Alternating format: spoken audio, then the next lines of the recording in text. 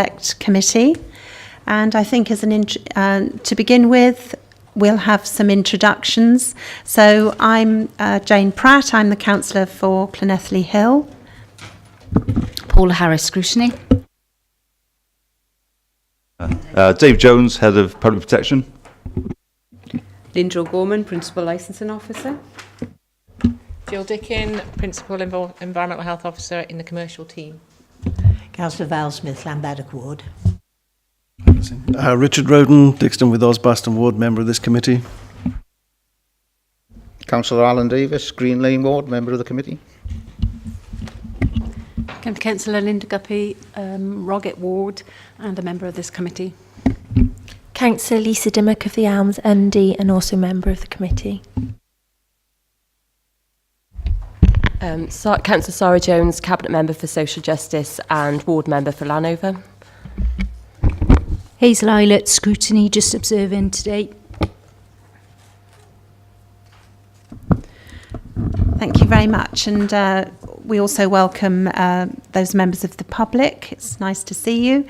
And it's also great to see Hazel back. So we hope you're feeling a lot better. Thank you. So if we can, first of all, deal with any declarations of interest. We'll take them as and when. And we now move on to the open public forum. So we do have a member of the public here. Welcome. And if you'd like to introduce yourself and who you represent and your question. Thank you. Thank you, Chair. Peter Sutherland, representing Lambaddock Community Council.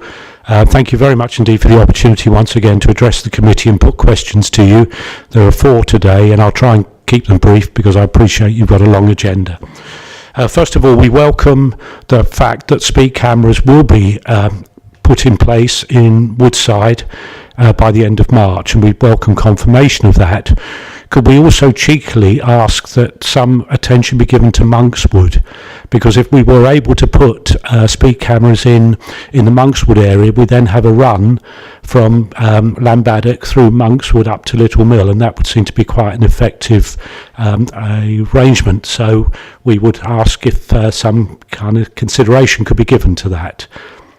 The second point is a relatively minor one, but a concerning one.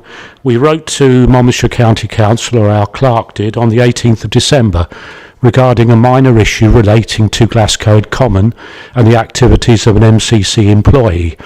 We have made it very clear that we hold, as a community council, no liability for that employee's actions. It is not authorised, it is in public spirit, but we think there are a number of health and safety issues that may arise. As of last Thursday, we have had no response to that issue, and we find that disappointing. So if we could just record and ask whether the committee thinks it's reasonable that we as a community council wait 2 months for a reply for something that we've actually drawn to the county council's attention as an issue for them to actually deal with and to protect themselves. So again, we would just ask for that to be recorded and for some action to be taken. Yeah. Can you just confirm, please, Mr. Sutherland, who the clerk wrote to at the council? My apologies to the committee, I can't, and we are always reluctant to name officers in open committee, but I'm happy to get the details to your clerk. And certainly, that would be appreciated if we could know the person and the department certainly. That that's was helpful. Thank you. Thank you very much. That's point 2, is it? That's point 2. Yeah. You'll be pleased to know. Only 2 to go. Do bear with me. The third issue relates to traffic through Usk town centre from next Monday onwards. The gas main, as you probably be aware, is being repaired or not repaired, it's being replaced after 100 years good service. The response from the gas company themselves has been excellent, really has. Leaflets out to every household, etc., etc. There are still some concerns regarding HGVs and what the alternative routes are. And I think it would be very helpful in terms of our local community and indeed all road users generally if some attention could be given to what is actually happening with HGVs from Monday onwards. You've seen the signs are going up, it's all going to kick off on Monday, but we still as a community council have had no communication regarding what the alternative arrangements are for HGVs. And finally, from us, perhaps the most important issue for us is the review of community boundaries. We put our position in place some time ago, and to be frank, our views seem to have been ignored. We understand there is a working party at county level looking at the issue. We feel, to be honest, we're being fobbed off. There is no representation, as we understand it, from community councils on that working group. I suspect we're being cynical and suspect it's a tick box exercise and our views will be ignored. We're being told that there'll be a final set of proposals which we will be allowed to comment on. That is unsatisfactory as far as we are concerned. So I think the very fact that I attend most of these meetings, on behalf of the Community Council, we take our civic responsibilities very seriously indeed. And I have to say, at a recent cluster meeting, comments by your Deputy Chief Executive were much more kind of embracing and certainly wanting to see how the County Council could work with town and community councils. And that, to be honest, seems to be at odds with the way that the working party is proceeding. All we're asking for is some engagement with that working party, and we wonder if you could use your good offices to try and effect that for us. Thank you very much indeed for listening. Thank you very much indeed for your questions, Mr. Sutherland. As a community councillor myself, I will just comment on the last about community boundaries, because I understand that there is an opportunity to look at those and to give your response to those community boundaries. Obviously, boundaries is an apolitical issue, and it's dealt with by the Electoral Commission, but there is an opportunity now to comment on those. Did your concern that you feel there should have been more engagement than the opportunity for community councils to comment? With respect, Chair, our view is that there is no opportunity at the moment for us to comment, point one. And point two, what we're actually asking for is engagement with the working party, because we feel that is the way we can influence, if you like, and have our views put forward. Even if we don't win the day in that sense, that's not the issue. The issue is, can we be engaged with the process? And unless we as a community council are missing something, I do bow to your knowledge of these issues, but we don't feel in any way that we're being engaged. Thank you. Okay. Well, thank you very much indeed for your questions. We've actually very grateful to Roger coming at very short notice, and basically Mr. Sutherland has brought up four very valuable points this morning. The first one concerns speed cameras, which he welcomes at Woodside. He would like to ask you, well, if you'd like to ask Mr. Hoggins, it's probably better if it's coming from you, Mr. Sutherland. Yes, my apologies to Mr. Hoggins. I usually get a chance to brief him before the committee starts, and I haven't been able to do that this morning, so I appreciate he may be slightly back-footed, but knowing him, he won't be. So question one is, we very much appreciate and would welcome confirmation that the speed cameras are going in at Woodside by the 31st of March. We then have speed cameras at Woodside, we have them at Monkswood, and very cheekily, we're wondering if we could then look at how we could get them into Monkswood, we've got them at Little Mill, and then we'd have a kind of a run of speed cameras which might prove quite effective. Thank you, Madam Chairman. If Mr. Sutherland wishes to email me, used to doing that, if you put that to me, then it can be considered as a priority along with other road traffic schemes and then the other road safety schemes. It is our intention for those cameras to go in by the 31st of March. Bear with us if it's not on that day, but it's definitely in the programme to be done.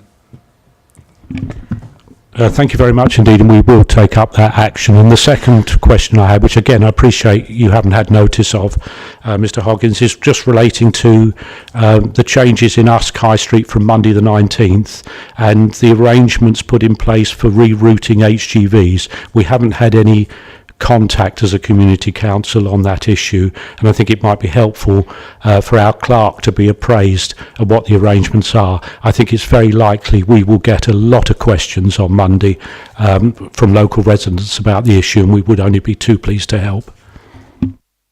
Thank you, Madam Chairman. Even though Peter hasn't had the opportunity to brief me on that, it'd be unreal to say I haven't heard all about it. We have had extensive correspondence with the with the utility company, and we have got their contact details. I'll forward that to the clerk. I'm really surprised that they haven't received it already, which is remiss of the utility company. I'll forward it again, along with a lot of other detail which we've provided out.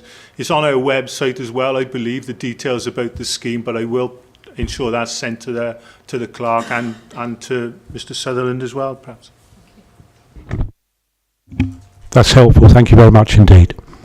Thank you. If I could just ask you just to stay a minute, Roger. Thank you very much, Mr. Sutherland, and we will obviously get back to you on the other two very important issues that you raise. If I can just ask Mr. Hoggins, as he's here, we did have in our pre-meeting, we did have a question that came up from Councillor Smith, and rather than, whilst you're here, if you'd like to ask Mr. Hoggins that question, Val. And again, of the progress on the speed working group. We don't seem to be making any progress at all, Roger. It's an issue that's top of everybody's concern. Road safety, speed. We were supposed to be having a meeting. Basically, the issue hasn't progressed, and why and when will it progress?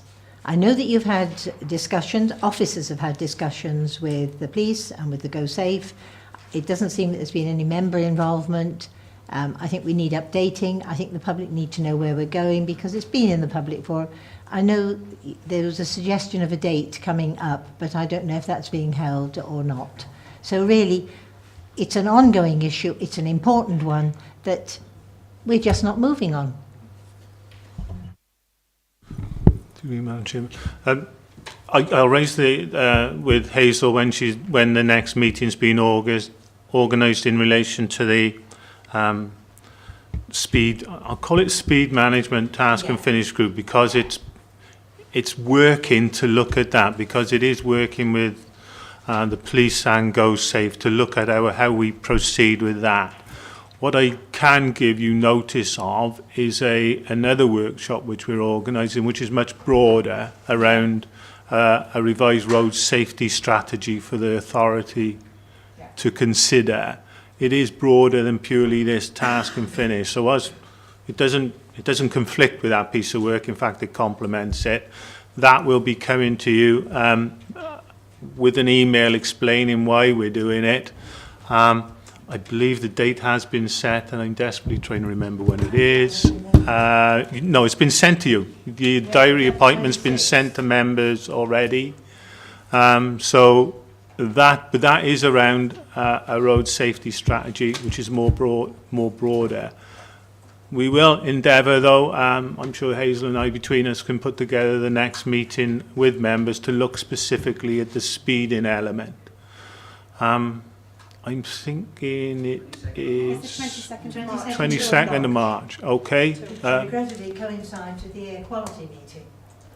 But that's well, unfortunately, that is unfortunate, but the diaries are as they are. We didn't see an air quality meeting in the council diary.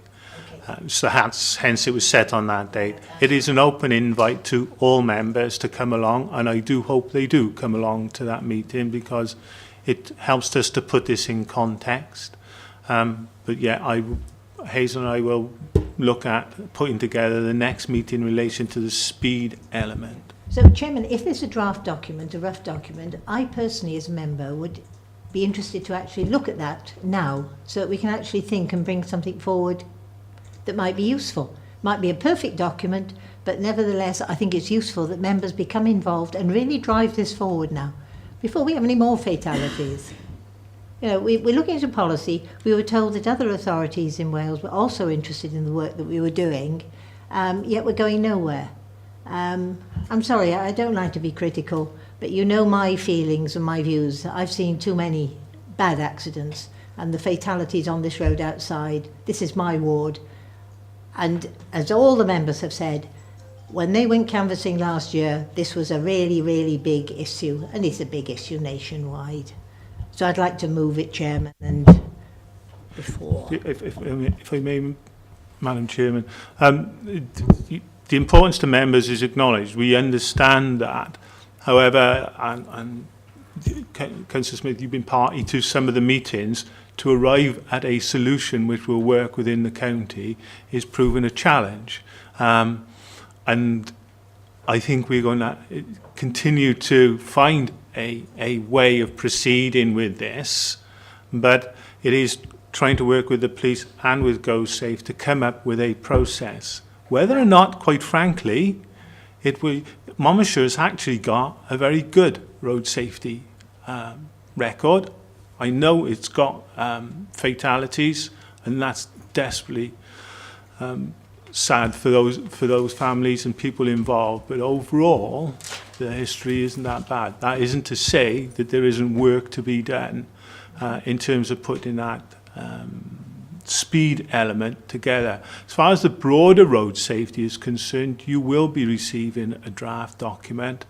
At the moment, it's awaiting me writing the introductory email, because I want to do more than just look at road safety. I want to use that workshop to look at how we prioritise highways works, how we work with members, how that interaction goes ahead or isn't going ahead, in order that we can improve that and perhaps be more transparent about how resources are being used.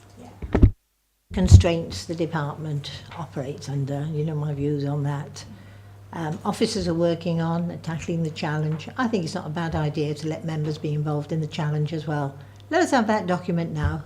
This member will be interested to look, because as I say, there might be some alternative, well, some other view that has slipped through the net. Thanks. Thank you, Councillor Smith. And if I could now bring in Councillor Dimmock. Thank you, Chair. Roger, just on that, on the B4245 Mega, we've had 2 serious incidences in the last month. Is it possible to arrange GoSafe to come to that traffic and road safety workshop? In relation to the specific around B4245, I've asked Paula and I are putting together a one-off meeting for 7 site members, so as we can explore what we're dealing with, because I'm hearing issues around road accidents, the need for improved pedestrian routes. So there are numerous issues going on around the B4245 between Roggett and Mega, and I would like to try and focus it a bit more. You have had, I think it was 2 fatalities last week before. Was it? Fatalities that was it not? They are in critical care. Okay, sorry. Yeah. So we do recognise that, but rather than try and draw it into that broader debate, I think we need to look at that as a one-off, because I know Councillor Easton will want to come in, because he's been raising similar issues around that, around pedestrian, around traffic, around speed, around heavy goods using the road. So we got numerous issues going on around there, and I think it just needs to be focused rather than... I wouldn't draw it into that, but we're not ignoring it. You will be having a meeting invite. We will also, because I know there are certain members of the public who've shown a great deal of interest in it, so members will be invited to bring those along. I would urge you not to turn it into a canvassing exercise or lobbying exercise, but obviously I know there are individuals who've taken a great deal of trouble about looking at options and opportunities and concerns around that particular piece of road. So we are going to do a one-off exercise with that. Thank you. Councillor Easton.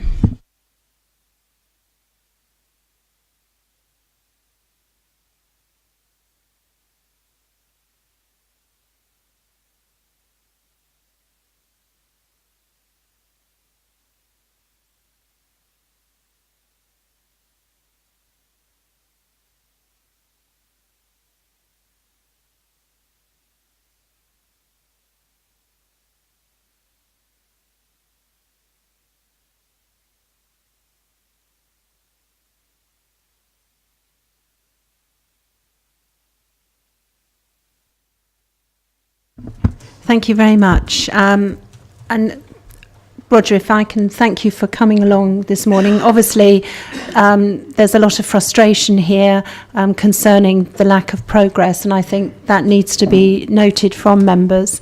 And, you know, none of us can underestimate the terrible impact a serious road accident has on any family. And, you know, we all feel a very strong responsibility as local councillors to do as much as we can to prevent this. So we look forward to the seminars and we look forward to seeing the report. Thank you very much. So if we can, if I can thank Mr. Sutherland, you're very welcome to stay if you wish to, but thank you very much for your questions. If we can now confirm the minutes of the previous meeting, which was held on the 11th of January, and if I can take it a page at a time, is that page 1? Yeah.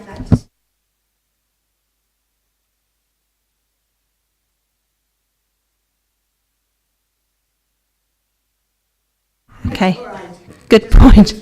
Okay. You know the area better. Page 2. Page 3. Page 4. Page 5. Page 6.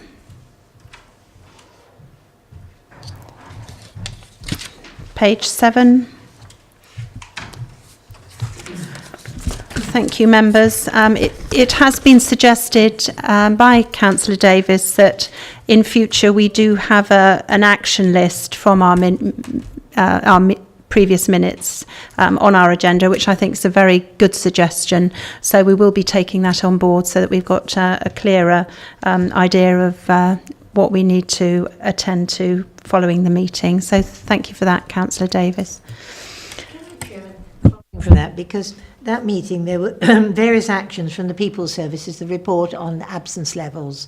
We were to receive an update, or they were coming back, but we've no idea when this is going to occur. It's a very valuable point. We have written to that department and we're going to fit that into our agenda as soon as we can, because obviously we understand that members' concerns at the levels of sickness, particularly within the organisation. So we will get back to you, and it is something that we see as a priority. But thank you for raising that. So we will now move on to, can I just ask if everybody's happy for me to sign these minutes as a true record? All in favour? Thank you, moved. If we can now move on to our agenda item number 5, which is public protection performance. And if I could, is it Dave, are you leading on this? Thank you very much. Thanks, Madam Chair.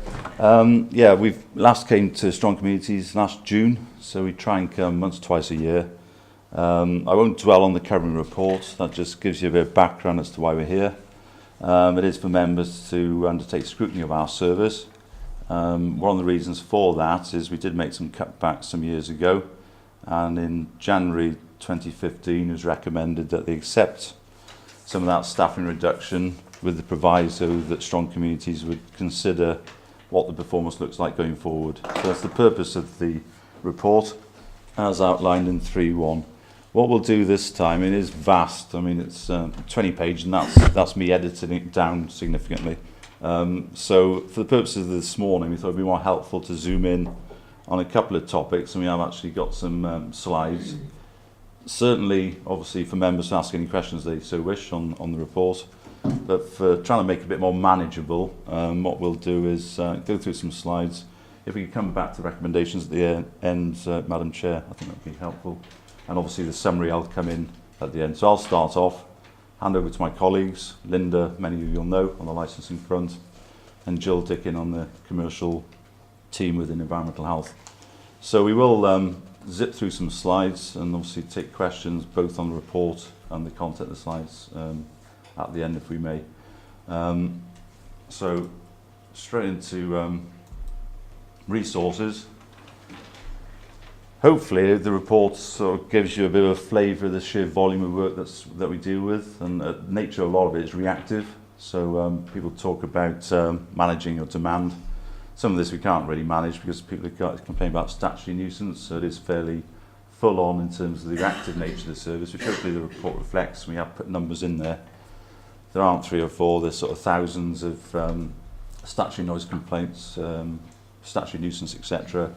Takes up a lot of time. I'm sure members will have some dealings with that side of it. And obviously working with businesses, and that's what we're going to try and focus a bit more on this morning if we may. So in terms of resources, we've got a total number of 34 staff, and that's just under 30 full-time equivalents. The net budget for this year is just under 1.3 million. The sharp-eyed ones amongst you, I appreciate Dave's here, will say when you look at the month 7, it talks like 1.45 million. That includes corporate health and safety and registrars. There's some slight discrepancy. For the purpose of this report, we're talking about environmental health, training standards and licensing. So there's a slight discrepancy there. I can do some sums, just to reassure people that I haven't got my numbers wrong. And this is obviously the month 9 figure as well, so it's slightly different again to what Dave will be reporting in the next item. So that gives you a bit of background as to the resources we put to it. Like I say, the focus for this morning, we just sort of generally try and focus in on what we do in terms of commercial services and what does that mean. And secondly, licensing, which obviously we tend to manage in terms of the member elements, is through the Licensing Regulatory Committee. What we're about protecting the public, and I think we'll give some good examples where we do that. And obviously it's not just about public protection in the natural way of what you'd assume from those words. It is actually working with businesses in terms of level playing field, making sure we haven't got irate people about, and also obviously the linkages with the police, other governing bodies, etc. So that's my sort of intro. I'll hand over swiftly to Jill. Thank you. I just want to do a quick brief intro really as to what it is we can get involved, the type of things we get involved in, and can you click on to the next one? So, for example, health and safety is one of the aspects we look at. We've been heavily involved in the race course where there was a near fatality with a crushing incident. We got involved with looking at the stuff that they had there, the structure, and realised it was not appropriate, didn't meet any regulatory requirements. So we served a prohibition notice on it. It was since been demolished and rebuilt. So hopefully, that has saved a lot of problems and injury. The officers were heavily involved in that. There's 2 of them being in that and attending events at the time and seeing actually how crowds move, crowds rushing and basically charging into these areas and fences. So it was quite dangerous. Next one, thanks. Next one, food safety. Everyone's a bit more aware of food safety and stuff like that. We've got recent prosecution. You see the top one is the oven, and is underneath the cupboard. In that cupboard, a load of rat drop-ins. That's a local hotel recently done. And adding to that, we've actually been to court this week. We've unfortunately had to go for emergency prohibition order to close the premises. And the officers were actually bludgeoning rats on yesterday morning. So it proved that we were right in our action. The place was actually overrun with rats and is closed for the time being because it hasn't been sorted out. That's more the kind of thing that we get on and do with. Next one, please, Linda, thanks. The next one is, again, this is a mixture of health and safety and food. This was a mobile trader who was at this is a wedding. This was a food they were going to serve at a wedding. And unfortunately, due to they didn't keep it maintained, the gas caused an explosion. So the actual mobile van exploded. Unfortunately, the person was injured quite badly and had to go to hospital with burns. But you can see from the other pictures that generally the food hygiene was not very good either. So this has been prohibited from use from both health and safety point of view and from a food point of view. Next, thanks. We also get involved with infectious disease control. We have about 200 a year of these where we have to investigate to try and find out where the infectious diseases come from and how we can prevent it from spreading. We have outbreaks from Cryptosporidium, which we've had here in the college, unfortunately, and we found out where that was happening and obviously put in controls in place to make sure it doesn't happen again. And because that can involve, well, it did involve primary schools coming to visit, so we had to make sure that they aren't at risk from any infectious disease. But it's also food poisonings, such as E. coli, Salmonella, Campylobacter. And as I say, we get about 200 a year of those involved in the investigation side. Next one, Lind. Access. This is something that we've introduced, that we work with businesses. We're not just there as a regulatory big stick. We want to make sure that the businesses are compliant, and before they even, if preferable, get to them before they even start trading. So we offer this advisory system that they can pay for our bespoke information to a business. And it helps the businesses start off on a great footing when they start off, so that their food hygiene rating score is a good one from the very beginning.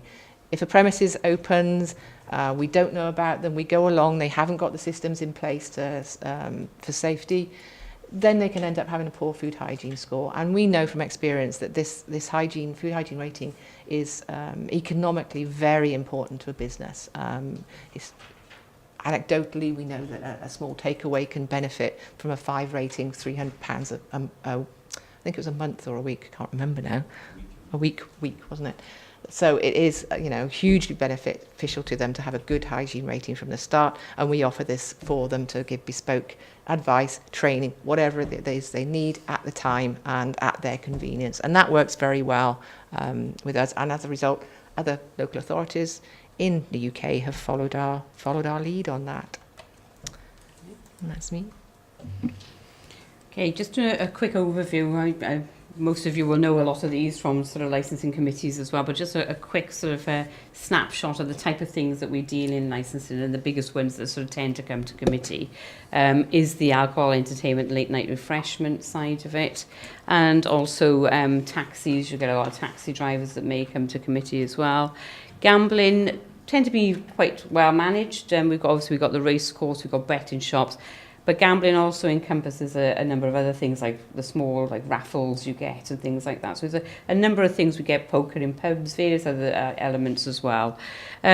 Street trading is your likes of your sort of burger vans or stalls at events. We would license them. We've actively done block street trading for the town centres, so they can do events quicker and easier if they want to sort of manage stalls as sort of like Christmas fairs and things. With street trading, unless you have access without payment, they do need a consent under street trading. Miscellaneous other ones, I put that on there because we have got weird and wonderful things that we deal with as well within licensing.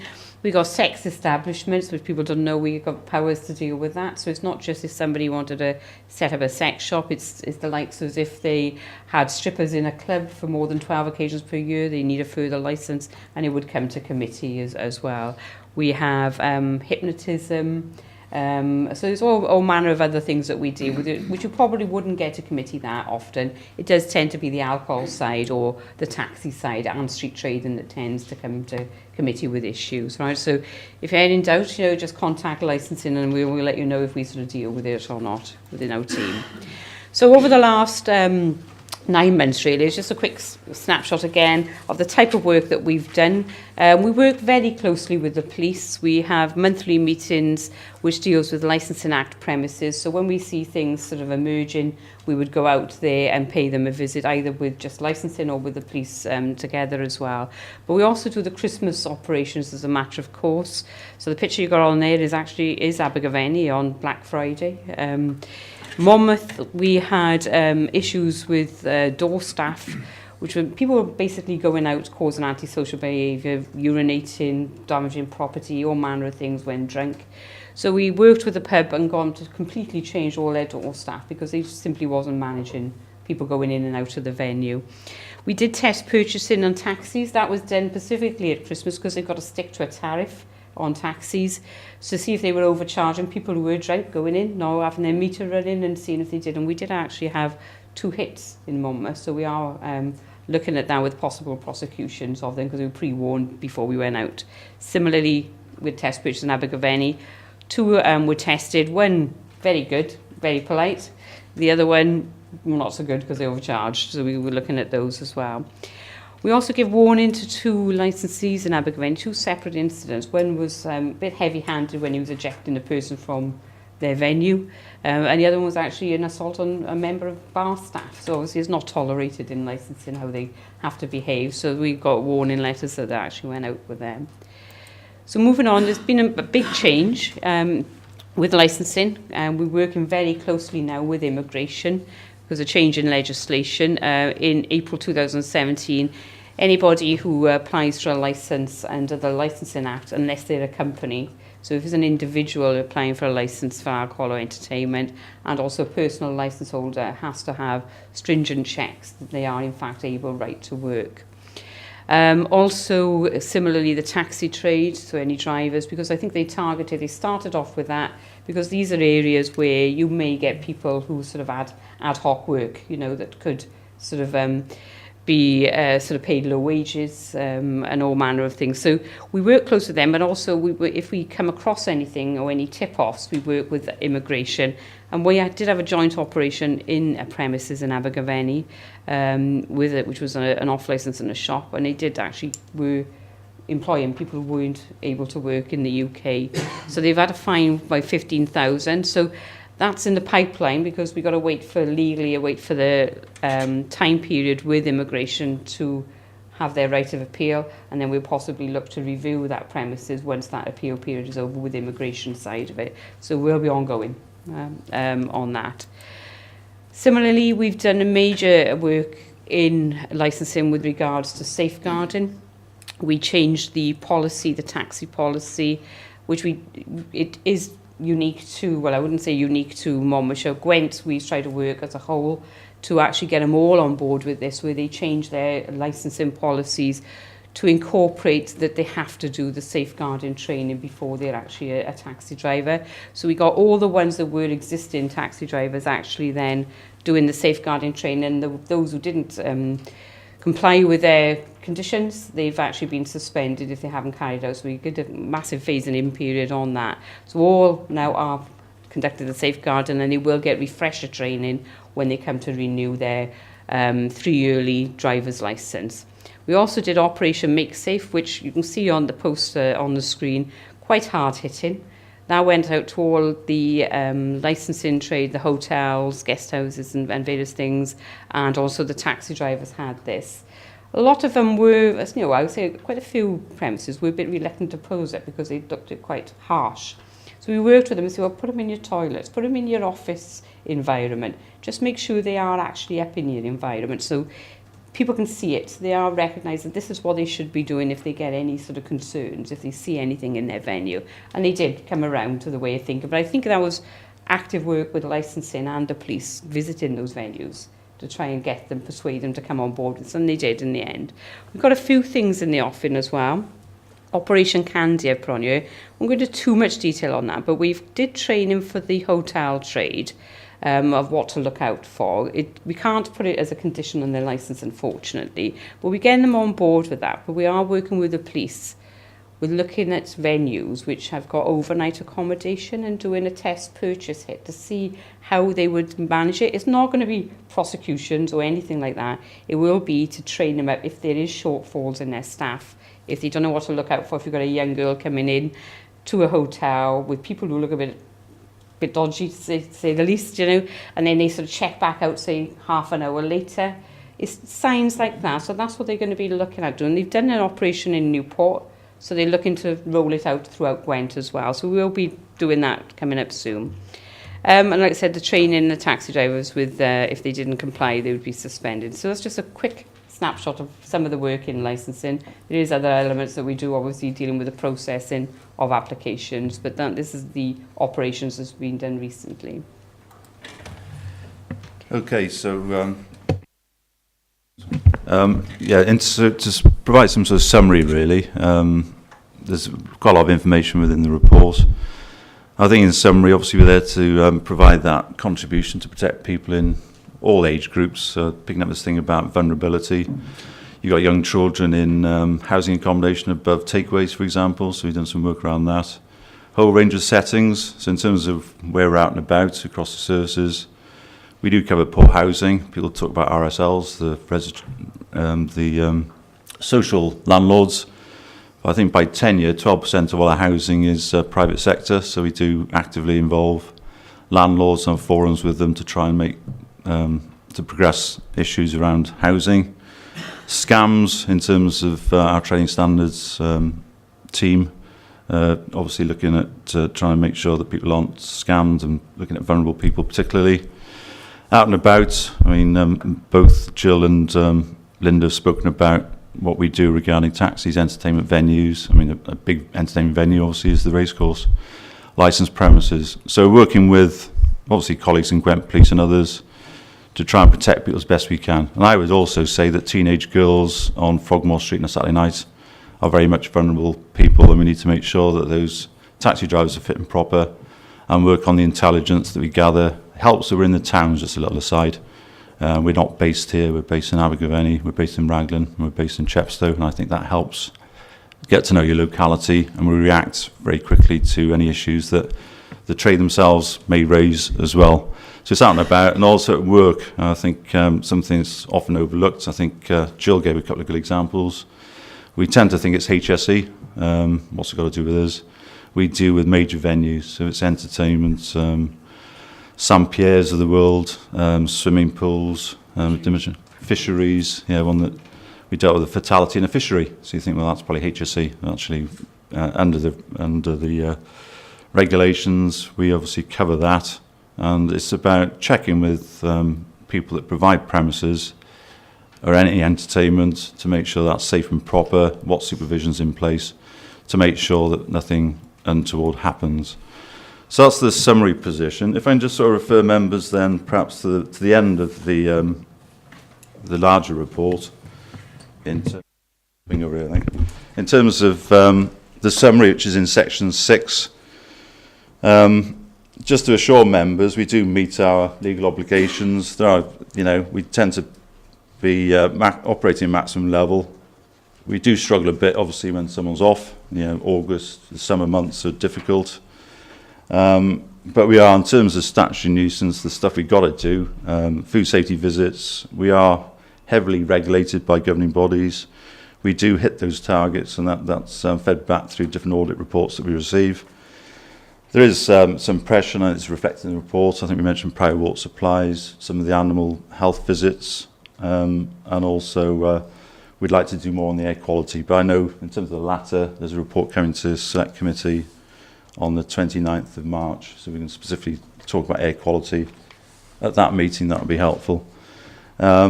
Figure 1 is fairly detailed, so I think if that picks up that we are there or thereabouts for most services against that quite vast array of stuff that we do.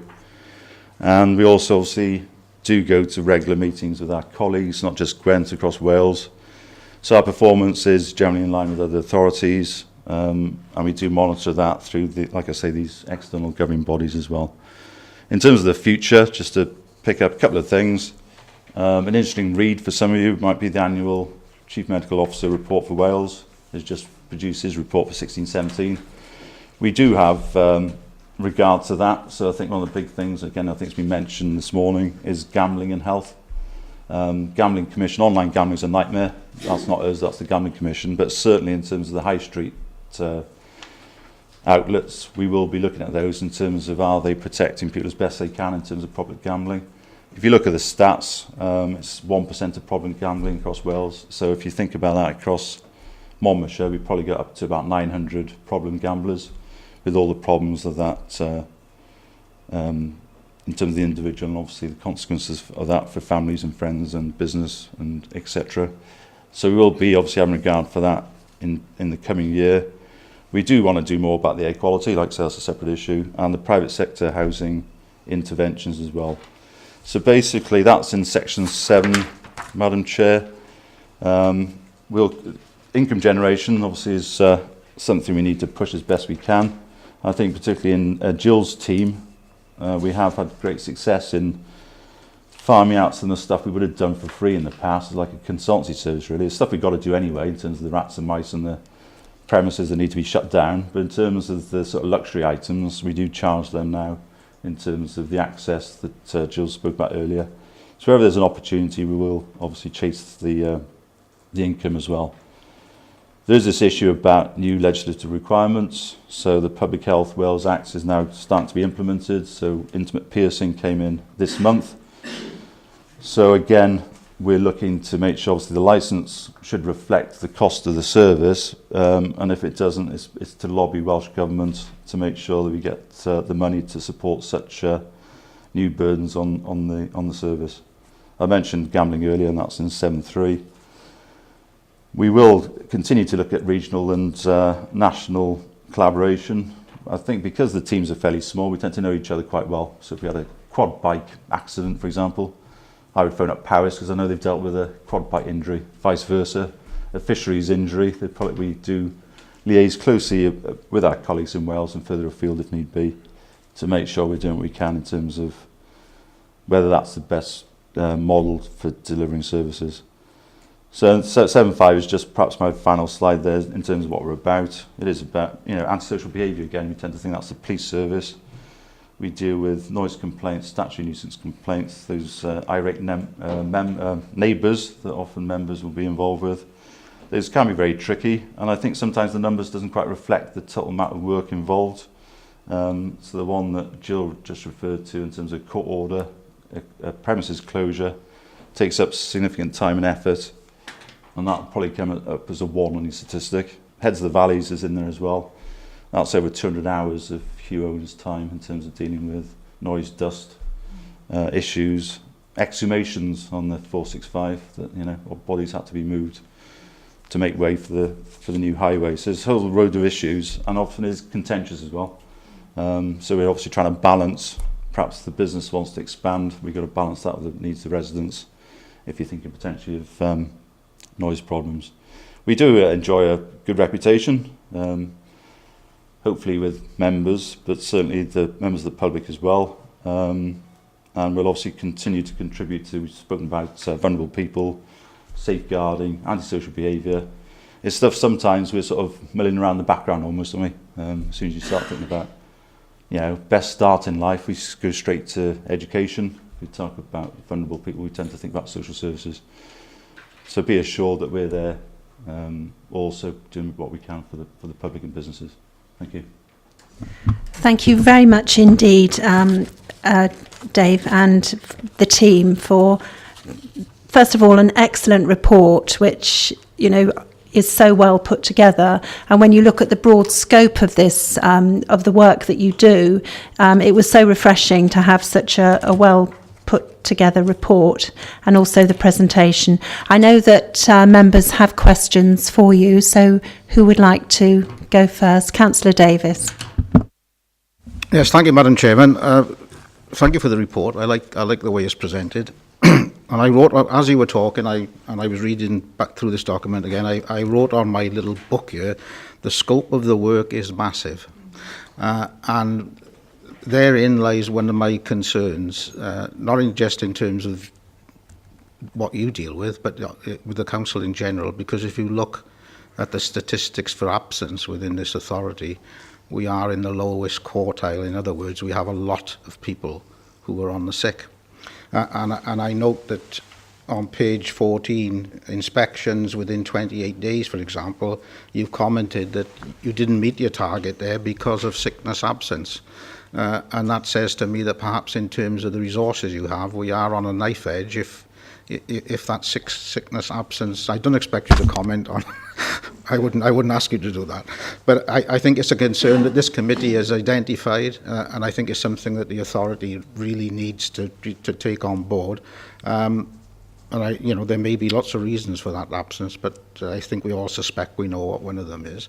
And what my concern is, you're dealing with some very critical things here. There's new legislation coming in all the time. When we're talking about exploitation of young people, and we think of Rochdale and things like that, I just am concerned that should things go wrong, it's very often not only the authority that's criticised, but the people who are actually running that section of the authority. And I'm concerned that, Madam Chairman, we rapidly get into the state where really people are going to be under so much pressure that, you know, we're not going to be able to cope with some of these issues as we should be coping with them. So that's my little spiel on that. Another issue which I've identified, and we speak about what people say to us on the doorstep, and speeding cars is one of them. But another thing is dog fouling, and that is something that, you know, people are continually talking about. And every time I walk from my house up past Caldecott Castle, I usually got to sidestep, you know, what's on the things. Now, I know that this authority did discuss some time ago about putting a private company in to do the not only dog fouling but littering as well. Some authorities have done that, and they are raising revenue from that. So perhaps that's something that the authority needs to look at again, because it's certainly not diminishing. And if you look at the number of, you know, people that we've actually caught or, you know, punished for doing it, it's minuscule in comparison with the problem, I think. And it is a health issue as well for children, because, you know, there's the possibility of children going blind if they get these drop-ins on them, and it even happens on schools in other areas. So I think perhaps that's one area that the authority ought to look at again. Thank you, Madam Chairman. Thank you very much, Councillor Davis. If you'd like to respond, thank you. I'll just come back quickly on those. Firstly, thanks for your positive comments. We'll feed that back to the teams. They do work under some pressure, so we'll feed that back. Thank you, Councillor Davis.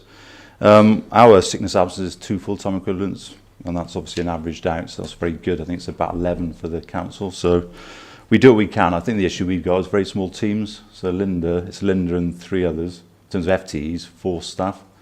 So if one goes off, you just imagine the situation that suddenly everyone's got 25% more to do. It's just literally the numbers issue is the issue for us, but ours is extremely low.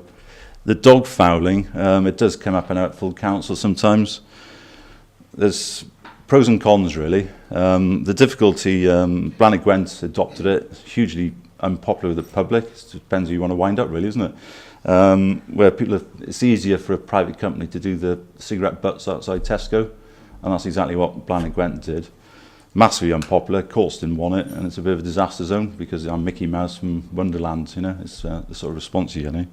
Something to explore for sure, but not without problems. So they're not going to Bailey Park to look at dog fouling because it's difficult, dogs running around. They tend to be picking on orange peel and cigarette butts, so it doesn't come without difficulty, but certainly take your point about exploring income where we can.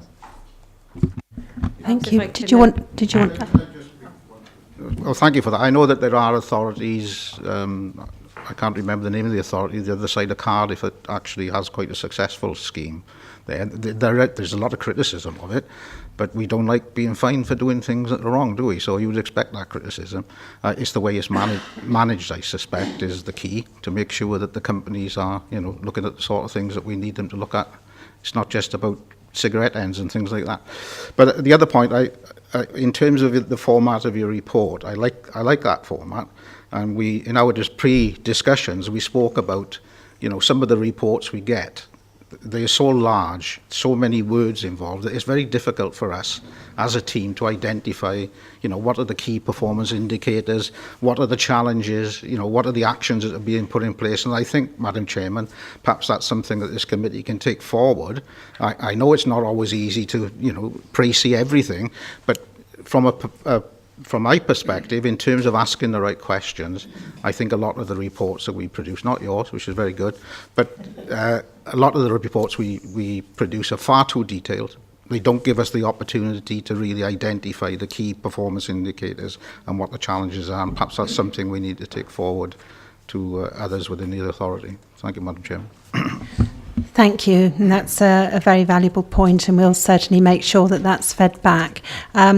If I could, Linda, did you want to come in there? Yeah, I was just going on about the safeguarding side of it, you know, concerns that, you know, if one is off and things like that, to to sort of give some assurance really that even if there is a member off, the way we have our system sort of set up, every application that comes through is thoroughly checked that they've done the required training, and we have other checks like sort of doctors' checks for fit and proper and criminal checks, and the matter is, you know, would be brought to committee if there are any concerns. So we've worked a lot closer in that. We've got the safeguarding element in place as well now as a matter of course. So even if somebody's off, just to be rest assured that we wouldn't have a Rochdale sort of scenario sort of in our midst. So Thank you. Councillor Eason.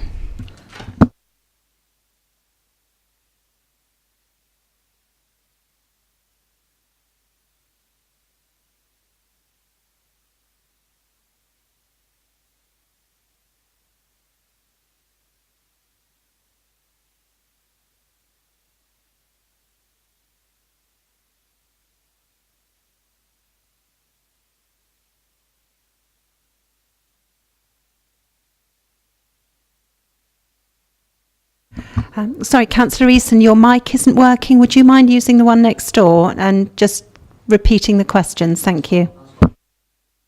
Sorry. I've got 4 questions. The first one is what income you're receiving on income stream from to supplement your budget. Second one is to do with private water supplies. 165 supplies of water.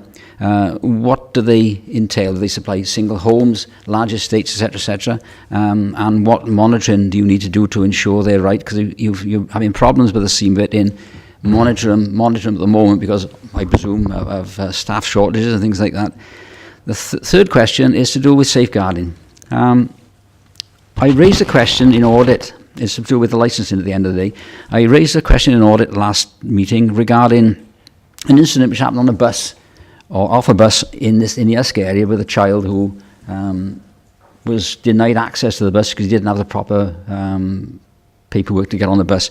It was resolved, and Richard Cope has responded to me, and that is going to the audit next time. But the question I'm asking is the fact that he states in his answer to me that we will also be retendering our contracts this year within the terms and conditions of contract. We are mandating all drivers and escorts have level 1 safeguarding. Are you connected with Richard Cope in rolling that out to make sure that all our buses are, all our bus drivers are tied up?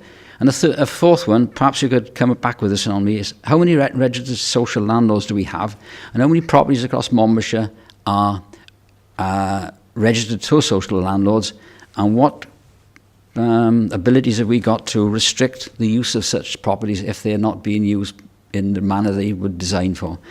Thank you, Madam Chair. That's my questions. Thank you, Councillor Easton, if you'd like to come back. Yeah, I'll do 1, 2 and 4. Linda can do 3, which is the safeguarding one, and contracts and the PTU. In terms of income, basically, yes, you're right, the budget is a net income on 3.2. The commercial team, top med, Jill, about 30,000? Around that, yeah. 30,000 income in. General public health, very small, that's authorised processes, etc. But it does have the private water supplies in there, 25,000. I can give you accurate figures. Not a lot. The biggest one is obviously licensing. How do you support 5 staff and only spend 29,000 on it? Top of my head, I'm thinking it's probably about 130? 190. 190, so yeah. So it's obviously that system is designed hopefully to pay for that service. And then similarly, training standards, not a lot in terms of income in. So that 1.3 million is very much staff related. That's what's paying for your 30 staff. So that's the income side. But certainly if you want detailed figures, well, you can ask Mr. Loader. You could give you a breakdown the next item. So that's the income bit. In terms of the private water supplies, that's a vast array of different types. It could be Llanover Estate, which supplies a lot of different properties. Also, the number's quite high because farms that do any commercial holiday lets, for example, they'll be visited every year because it's a commercial enterprise. So for most, it's every 5 years. So if you've got a ball rolling garden, a spring supply, we're not going to see you, but only every 5 years. The numbers are pushed up by, we do have some pubs on private water supplies, and also, like I say, the farms are using it for commercial use. And that's increasing. And also in the report, those that are privately rented will be coming into that figure as well. The reason why, it's not as if we're not prioritising. It's because it's held by the public health team. They're reacting to stuff that they can't put time aside for the proactive side. So in terms of trying to address that issue, Jill's team are going to help out in terms of the private water supplies. We do identify as an issue, and that's one of the reasons for putting reports together, isn't it? So we identify that as a gap, so we're going to try and even that out a bit. Jill's team is generally more proactive than Hugh's team, which does the public health work. So we are going to try and tackle that now for 18-19. So this also impacts upon estates where they have to issue particular bills to owners of properties who are fed by private water supplies, which, on farms, for example, which really come under the control of estates. But we've got to go through the process of monitoring and billing them. Is that right? Yeah, exactly. Hugely complicated, and we do not get into some deals about easements and all the rest of it, where you got a property that perhaps 6 coming from the source, with a caravan park on it, and then it comes the legality of what do the deeds say, and often they fall out. So it's not a straightforward, thanks very much for taking the water sample. We really appreciate it. It gets really, again, it's one of those controversial ones that can cause problems. Clearly important. I think we all recognise what the issues can be with private water supplies. Assessment process, isn't it? Yeah, Jill, perhaps if you want to add. The Drinking Water Inspectorate is a regulatory body that oversees what we do, and there's also specific requirements within the legislation and of what we have to do. So there is a risk assessment process, and that is a vast process to have to do. As Dave says, my team is getting involved in that now and trying to help out. So I've looked into it, and I've done some private water supply stuff now, and it's enormously time consuming because of the amount of information you have to gather, and being able to gather that information and getting the information to complete the risk assessment. The commercial premises, I think there's about 30 odd commercial out of that are commercial, and it's divided into small supplies, which are the individual domestic ones, and also larger supplies, which are the split ones, and then commercial ones. So it is a very complex process, and each one takes out an enormous amount of time, and it's very time consuming, and this is why there's been problems. And I presume that the authority foots the bill for all this work? There is statutory, in the regulations, it says you can only charge for various things. So yes, part of it, the risk assessment, the bills, the actuals just gone up in the new regulations which came out in 2017. So they've gone up, but not much. We're talking pence almost. So yeah, it is recharged. The sampling is recharged, but it is only at a statutory level. Yeah, licensing would deal with 8 seats and below. So if it's anything above that, it will be a PSV vehicle. However, we do work closely with PTU, so any contracts that they have which are 8 seats and below, they would check with us if that person is a licensed driver. So we've done all the necessary check, the safeguarding training, there's a DBS check, and all manner of things like that, to get them to be a driver. So they would liaise with us with the taxi driver sort of element of it. For escorts and, like I said, vehicles over 8, if they have contracts with that, they conduct their own in-house training. The training that we use for taxi driver is actually geared to taxi drivers, so it could be trafficking if they're going to pick up from a premises which they think there may be sort of sexual activities going on. So there's all manner of different things under taxi legislation we would deal with under 8 seats. So the actual safeguarding training that we use for taxi driver is in depth. We are looking to do the refresher training more geared to the taxi trade. So it's not only what to look out for in a taxi, but actually how they've got to conduct themselves as a taxi driver towards people as well. So it's slightly different because obviously they're picking up people from late night venues, alcohol, whereas the PTU for the over 8s, they may look at it just as being they're transporting children to school, so one element they're concentrating on is school children going back and forth. But like I said, with anything under 8 seats, they would come to license to see if they're a licensed driver.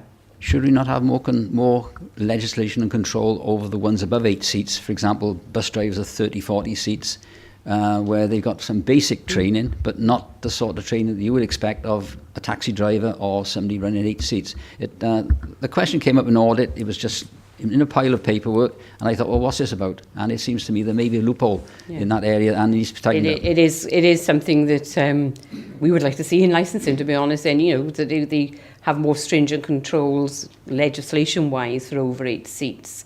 But rest assured that the PTO section don't overlook that fact that they've taken on board the training for anybody that isn't the under 8 seats driver as well. So they actually conduct safeguarding training.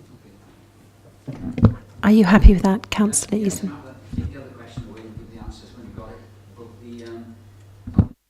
How many registered social landlords you have? How many properties in Monmouthshire are registered for social use? And what is the monitoring process you've got to ensure that they comply with what they're supposed to comply with? Because there must be a lot of them. There must be problems out there. And I ask specifically because I believe some of the problems might fit in my ward. Just very quickly, I may as well do it now. My understanding is 36,000 households in Monmouthshire. About 3,500 will be registered social landlords. Obviously, the landlord generally will deal with any of those issues about dampness. Yes, so Monmouthshire Housing Association, etc. Mellin. I can't tell you the exact number. I believe it's 12% in the total 10 years in that sort of accommodation. More on our side. So we do deal with those complaints. If the landlord can't deal with it, we do intervene and look at it from a tenant's perspective. In terms of the housing standards, which is what we enforce. I mean, the big issue for us now is we now need to license all the private sector housing landlords. And top of my head, I think it's going to be, if it's by about 12% total tenure, it can be about 4,000 of those properties are privately rented sector. And for me, I think that's something that's untapped almost. But as soon as they're licensed, then we've got an opportunity, obviously, to see what they're like. I think there has been some good publicity around it. So hopefully, where people are living in dire conditions, they will find a route to complain to us, and we enforce those housing standards in the private sector. Thank you. If I can take questions, first of all, from Councillor Dimmock and then Councillor Webb. Thank you very much. Mine's with regards to 526 on construction on the M4 proposed relief road. It's more of a request. Can we ask developers to maybe engage with members? I know the M4 relief road is going to affect me and Councillor Guppy should or when it goes ahead. When they were doing the rail line, we received letters, but that was after work started. It would help if it was done before, just because we've got residents that do shift work, young parents. They want to be out of the area because there's an awful lot of noise when they were doing that. And my second question is with regards to 524. Wait a moment.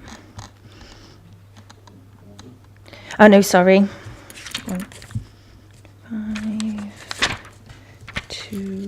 5 2. Wait there. I do apologise. It's at the bottom.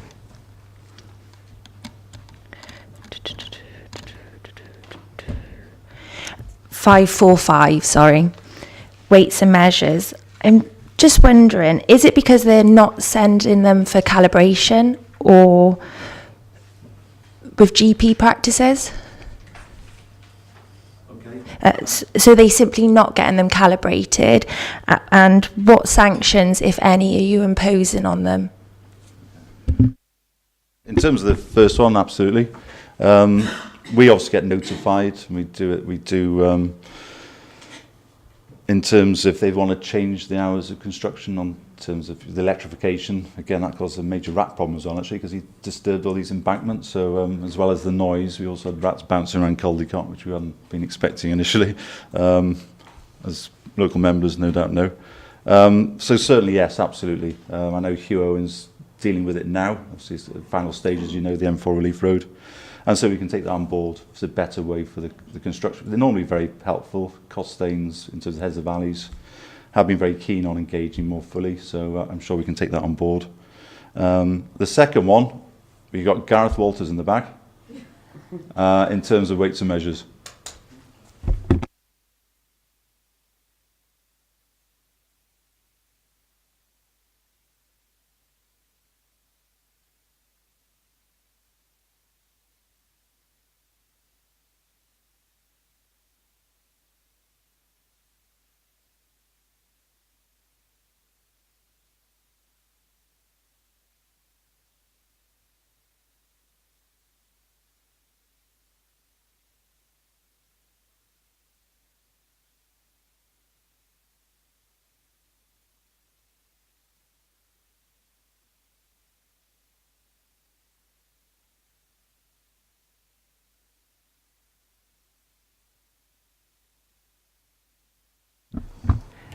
Thank you. Are you happy with the replies?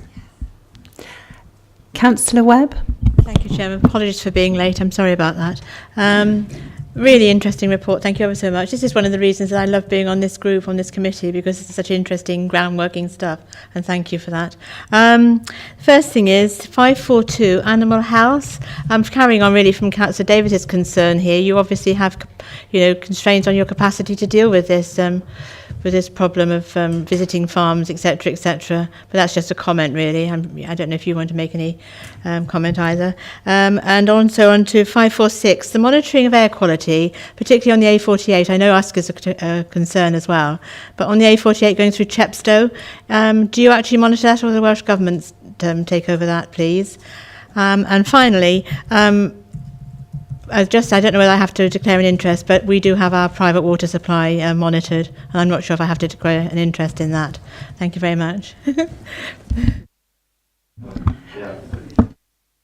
So come back on those, noted in terms of animal health. I know that Gareth's just literally put a report together recently to try and bolster that back to 2 in terms of working more regionally.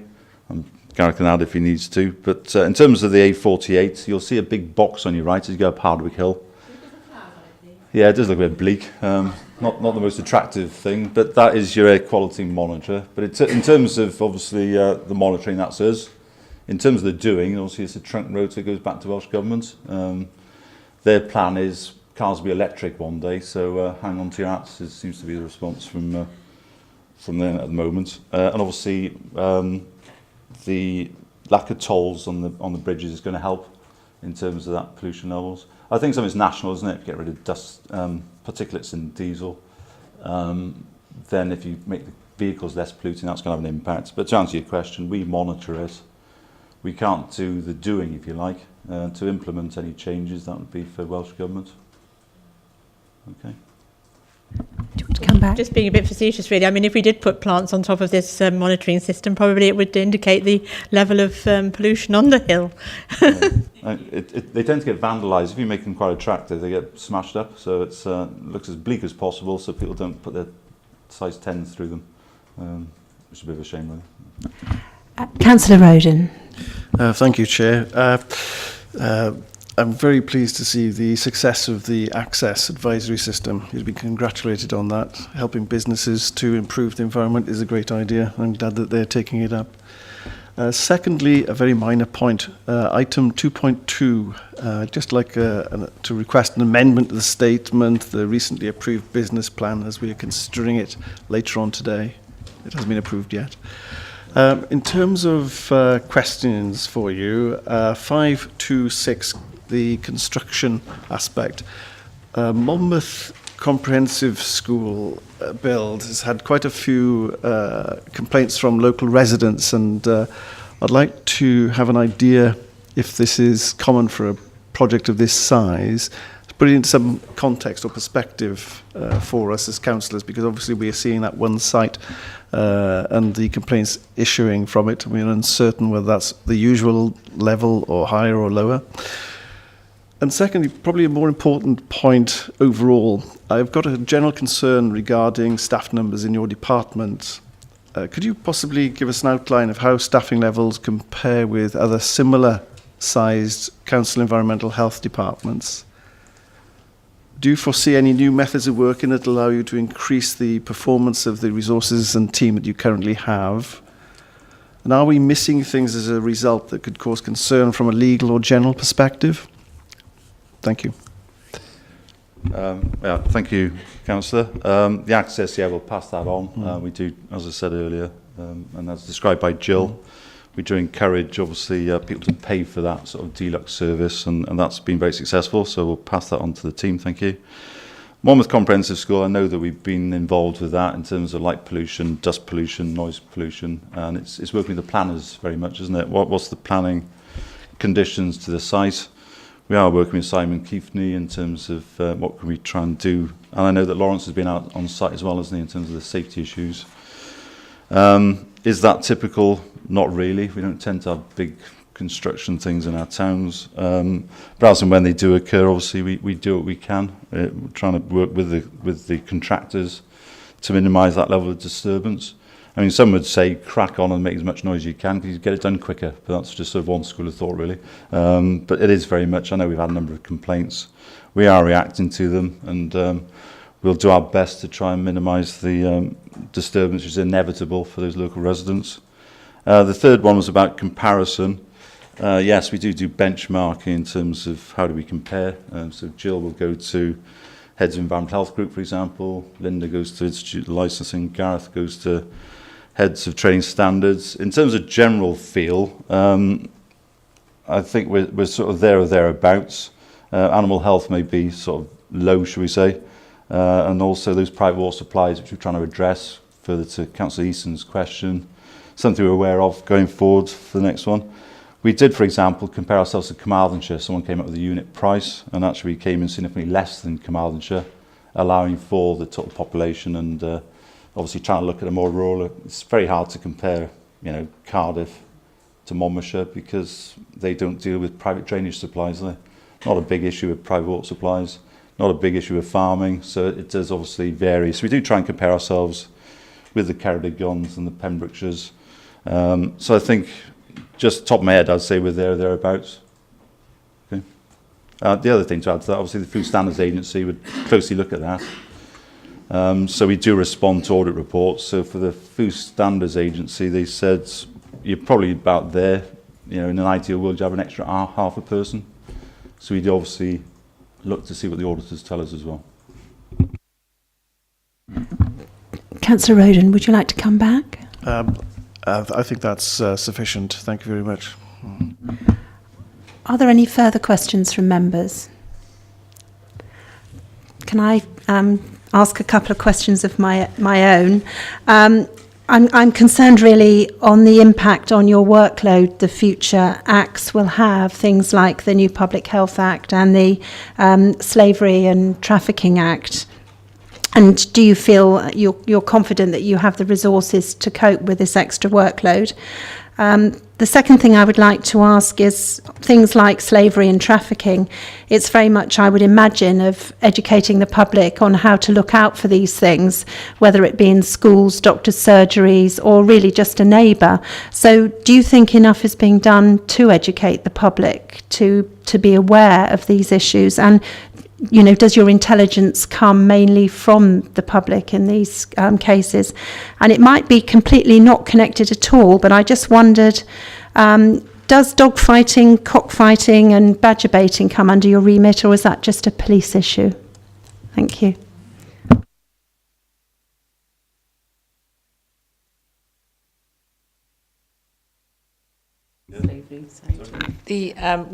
The new requirements come in this month were for intimate piercing. We've got a good working relationship with the tattooists and the people we previously we work with them and inspect them frequently. So hopefully, no, we're not hoping that there'll be too much of a problem. It's really those people who buy stuff off the internet and start doing things on tattooing that are the main issue. Intimate piercing, we're hoping that won't be a massive problem. But we've received training, good training on it, to be able to deal with it as well. With regards to the changes, especially with like the immigration, we are able to accommodate that. With the taxi drivers, we've always done checks as part of the DBS sort of side of it anyway. So we have most of the information there. We'd have like passports being viewed and that. So the information is already there. And if we've got any concerns, we can quite freely sort of get in touch with immigration. Similarly, with the Licensing Act, we have a number of statutory bodies that we would have already consulted with, like the police, public health, so immigration being an extra add-on won't be that much of a burden. As you quite rightly say, is getting the message out there, what to look out for and to report into licensing.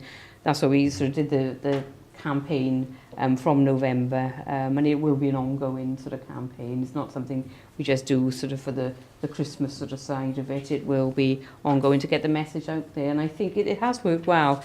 The taxi trade initially didn't want to do the sort of safeguarding and sort of the right to work, sort of have a look at that sort of side of it.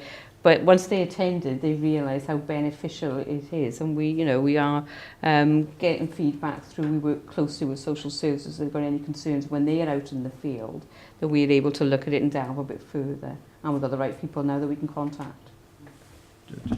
Just add, I think a couple of members have referred to this whole issue about capacity. If we're reacting to stuff, what gives almost, isn't it? Be it dog fouling, do we privatise that? Other issues. 523. I mean, just back to dog fouling. We normally get back to that. You'll see our complaints have actually declined. You think, well, that seems a bit unusual, depending on where you look at it. But basically, we're the sort of sharp end where people want some enforcement action. What we're trying to do there is so that lower end enviro crime. I'm not saying it's not important. We're trying to push down to town councils. So we've got, it is in 523, that give dog fouling a red card. It's a very successful scheme. So in terms of the bins, it's quite time consuming. It's very local. And that's been very successful in terms of the town councils embracing it. But also the impact on us, as seen in 523, is quite significant. So we're hoping to do more of that. So some of the lesser stuff, can we get that to others to do? So we can focus on the more important stuff almost, isn't it, in terms of the more technical stuff, the housing, intimate piercing. So yes, you are right. There's X amount of resource. What gives really, isn't it, if you get more stuff in? In terms of the Public Health Act, we are asking Welsh Government, you've got to adequately fund that. So obviously when the licensing revenue comes in, a bit like Linda's team, hopefully, I'm never hugely confident, that should cover the cost of administering a new scheme. Thank you. Could you just answer the question about who deals with dog fighting and that type of thing? Is that a police issue? Yeah, it's a police issue in terms of dog fighting. I think it's a bit like the slavery and trafficking issue. We are eyes and ears, aren't we? So if Gareth's got an animal health officer out there and he sees something untoward, we are very much signposting it to others. So Linda obviously will refer things, and we do it regularly, to social services. We've got someone we think may be vulnerable, could be exploitation, we'll do that as per the safeguarding guidance. But similarly, if something's happening on a farm, and it's back to my earlier points, because we're based in the localities, we tend to have quite good intelligence. So it may not be us, but we can obviously, if we got wind of something, we'd obviously report it accordingly. Thank you very much. And I was very encouraged to see that you're also training, bed and breakfast and hotel. So on the last council I worked on, it really came home to us when we discovered that one of the girls that had been exploited in Rochdale had actually been taken to a bed and breakfast in our area. And that was a real wake-up call. Thank you very much, members, for your questions, and thank you to the team for, first of all, bringing an excellent report to our committee, very well put together. And I think that we have the recommendations were to consider the contents and to receive an annual performance report in future years. That way we avoid duplication, and that we'll receive one further report each year to focus on a specific area of interest. What's very clear to all of us here is that this is massively important work to keep the members, to keep the people of Monmouth safe. And thank you very much indeed for coming along this morning. Right. Sorry, I should have asked Councillor Jones if she wanted to add anything there. I had a list of things, but I know you're really tight on time, but just very briefly to say, since taking on this portfolio, it's such a fascinating area of work, and I've had the opportunity to go out with the team and do visits, like a recent cellar visit, for example. And if I'm going out again and it happens to be in your ward, I'll let you know as members of this committee, because I'm sure you'd welcome that insight as well, because it's such an important area of the council in terms of our safeguarding public protection, and you'd be very welcome to join me on those visits in the future. Thank you very much. So we will move on now to the agenda item number 6, which is month 7 budget monitoring, and I'm very pleased that Dave Lode is here to present this next item to us.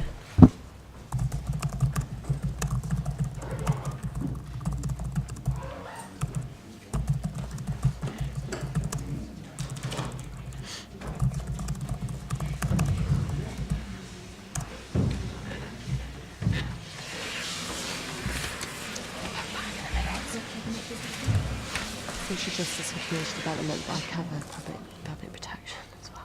It's just like an extra. It's surprising how well it's linked though to some. It's surprising how much it's linked to some of the other things that I'm doing.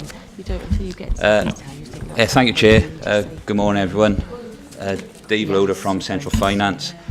We're going from one probably very good report onto the Central Finance report. It is a long report, so I'll provide you with a brief summary and then answer any of your questions, or attempt to answer any of your questions at the end. I was hoping maybe Roger might come back in if you've got any specific questions on his areas. If I can't answer anything, I'll take notes and obviously get back to you. Okay. So it's the MIN7 Capital and Revenue Report. It went to Cabinet on the 10th of January. It obviously gives us the outturn position for the authority based on actuals and committed spend up to the end of October. So the headline outturn position is a net overspend of 62,000. This is made up of an overspend in net cost of services of 1.333 million, and that has been offset by an underspend in finance and treasury of 1.271 million. The actual £62,000 overspend is an actual improvement from what we reported at month 2 of £102,000. So if I can draw your attention to section 2 of the report, this provides the recommendations that were made to Cabinet. There are 6 points there. 2.1, members consider the forecast net revenue outturn overspend of 62,000. 2.2, that Cabinet requires chief officers to continue to work to reduce the 1.333 million overspend on services, uses measures such as moratorium on non-essential spend and the freezing of vacant posts other than where recruitment is considered essential. 2.3, members consider the forecast capital outturn spend and the levels of capital slippage. 2.4, members note that the low level of earmarked reserves, which will severely reduce the flexibility the Council has in meeting the financial challenges in the future. 2.5, members note the significant and continued forecast reduction in the overall school balance at the end of 17-18.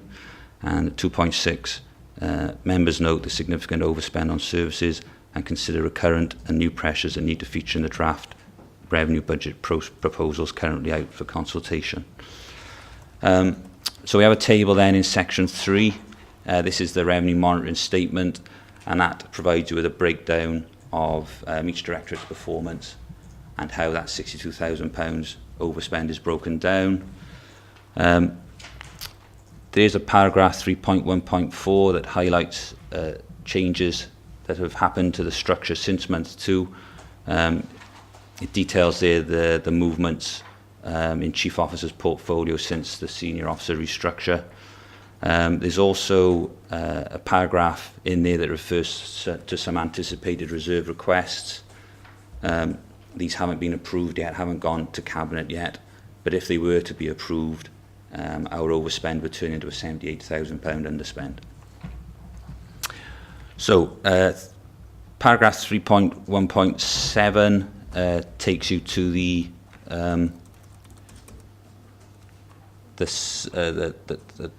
outturn summary for the Stronger Community Select portfolio. Sorry, let me catch up. You'll see that this portfolio is 1.541 million underspent, and out of the 5 areas, 4 are underspending, with only CEOs returning overspend.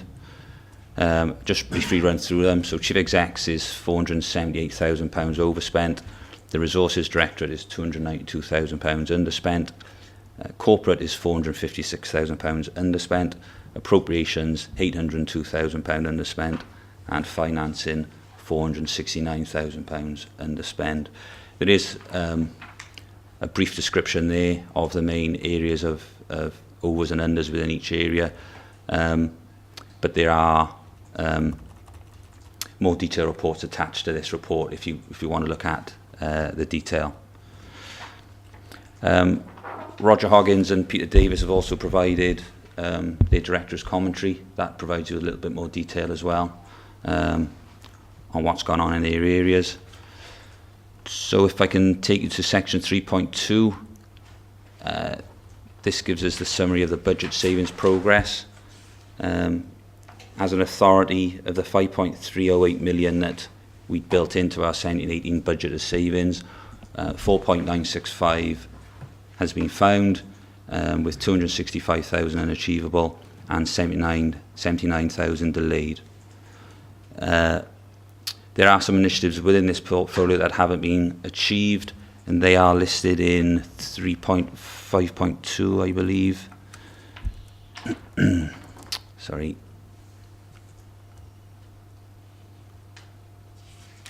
No, sorry, it's the wrong paragraph. 3.2.5, I think it is. Sorry. Yeah, so they're listed in 3.2.5 if you need to have a look at what hasn't been achieved. There's also a savings listing attached to Appendix 1 that gives you more detail. So moving on to Section 3.3, this provides us with the capital outturn position. Again, as an authority, we're currently reporting a £71,000 underspend on the programme overall. This takes into account 6.829 million of slippage. The schemes under this portfolio are forecasted to underspend by £20,000 with slippage of £1,027,000 built in. Again, there's further breakdown can be found on the detailed reports for those. Section 3.5 runs through the financing mechanisms expected to fund the capital spend profile that has been forecast in month 7, and the table below, which is 3.6, gives us a breakdown of the expected capital receipts activity for the year. Finally, we have Section 3.7, which runs through the expected reserve usage for the year. At month 7, it is anticipated that the approved reserves will be fully utilised this year. There's also a section there that details the school's reserves position. They're currently forecasting a £554,000 deficit, which is an increase from what was reported at period 2. But again, Appendix 2 in the report gives you more detail of the school balances and their recovery plan targets. So that was a brief run through. I'll be happy to answer any questions if you have them.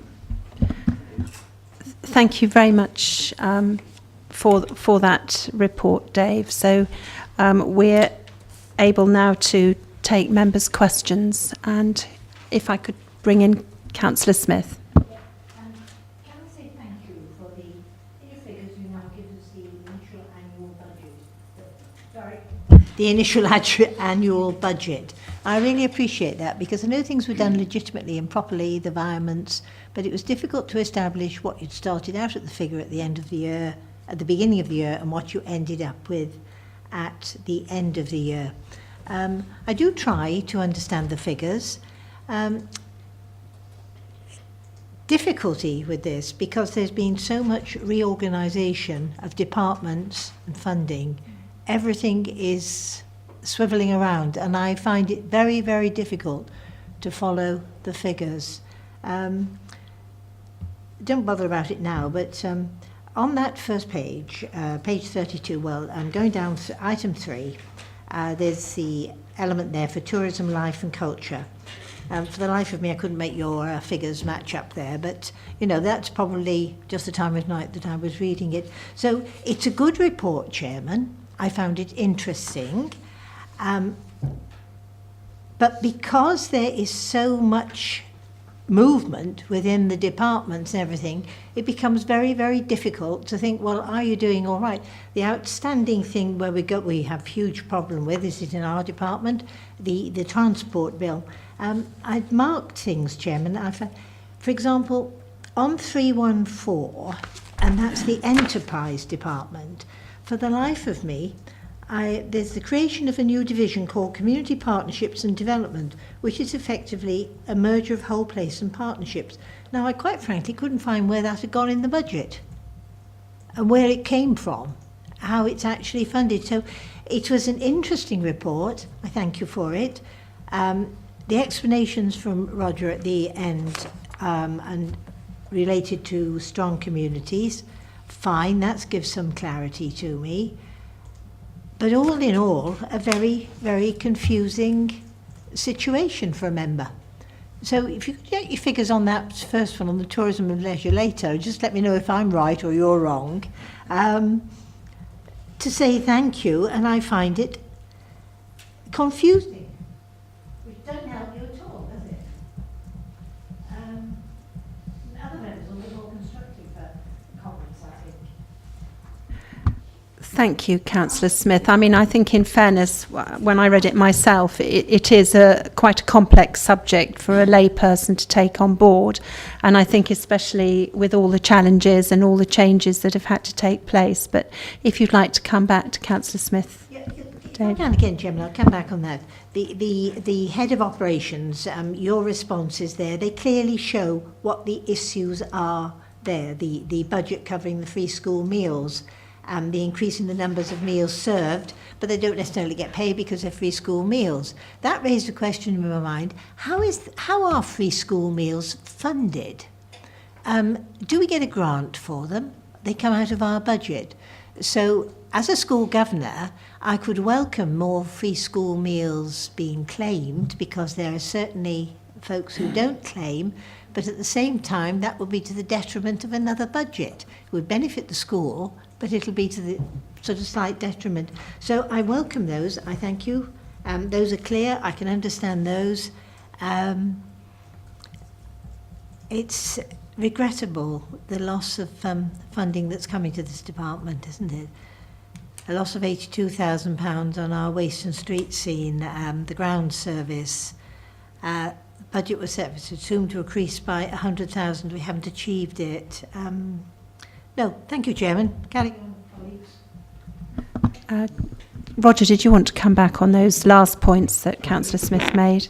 In relation to the school meals, we don't receive a grant from it for school meals, as I recall. It is funded by the authority. As a matter of principle, though, the authority would always promote that those entitled to free school meals take up the free school meals. It's for the authority then to manage the budget impact. As it happens, it falls within this department. It's a cost to the authority, though. This budget is no different to any other budget which you see within the authority overall. I think in relation to those two things you mentioned, communities and partnership, I think it's a matter, I don't think it's a new budget as such. I think it's combining of existing budgets into a single unit. Yeah, in the same way that not our budget in this department, what we now call it, the corporate, not corporate landlording, which has now moved into the chief execs, hasn't it? And it's a constantly changing minefield.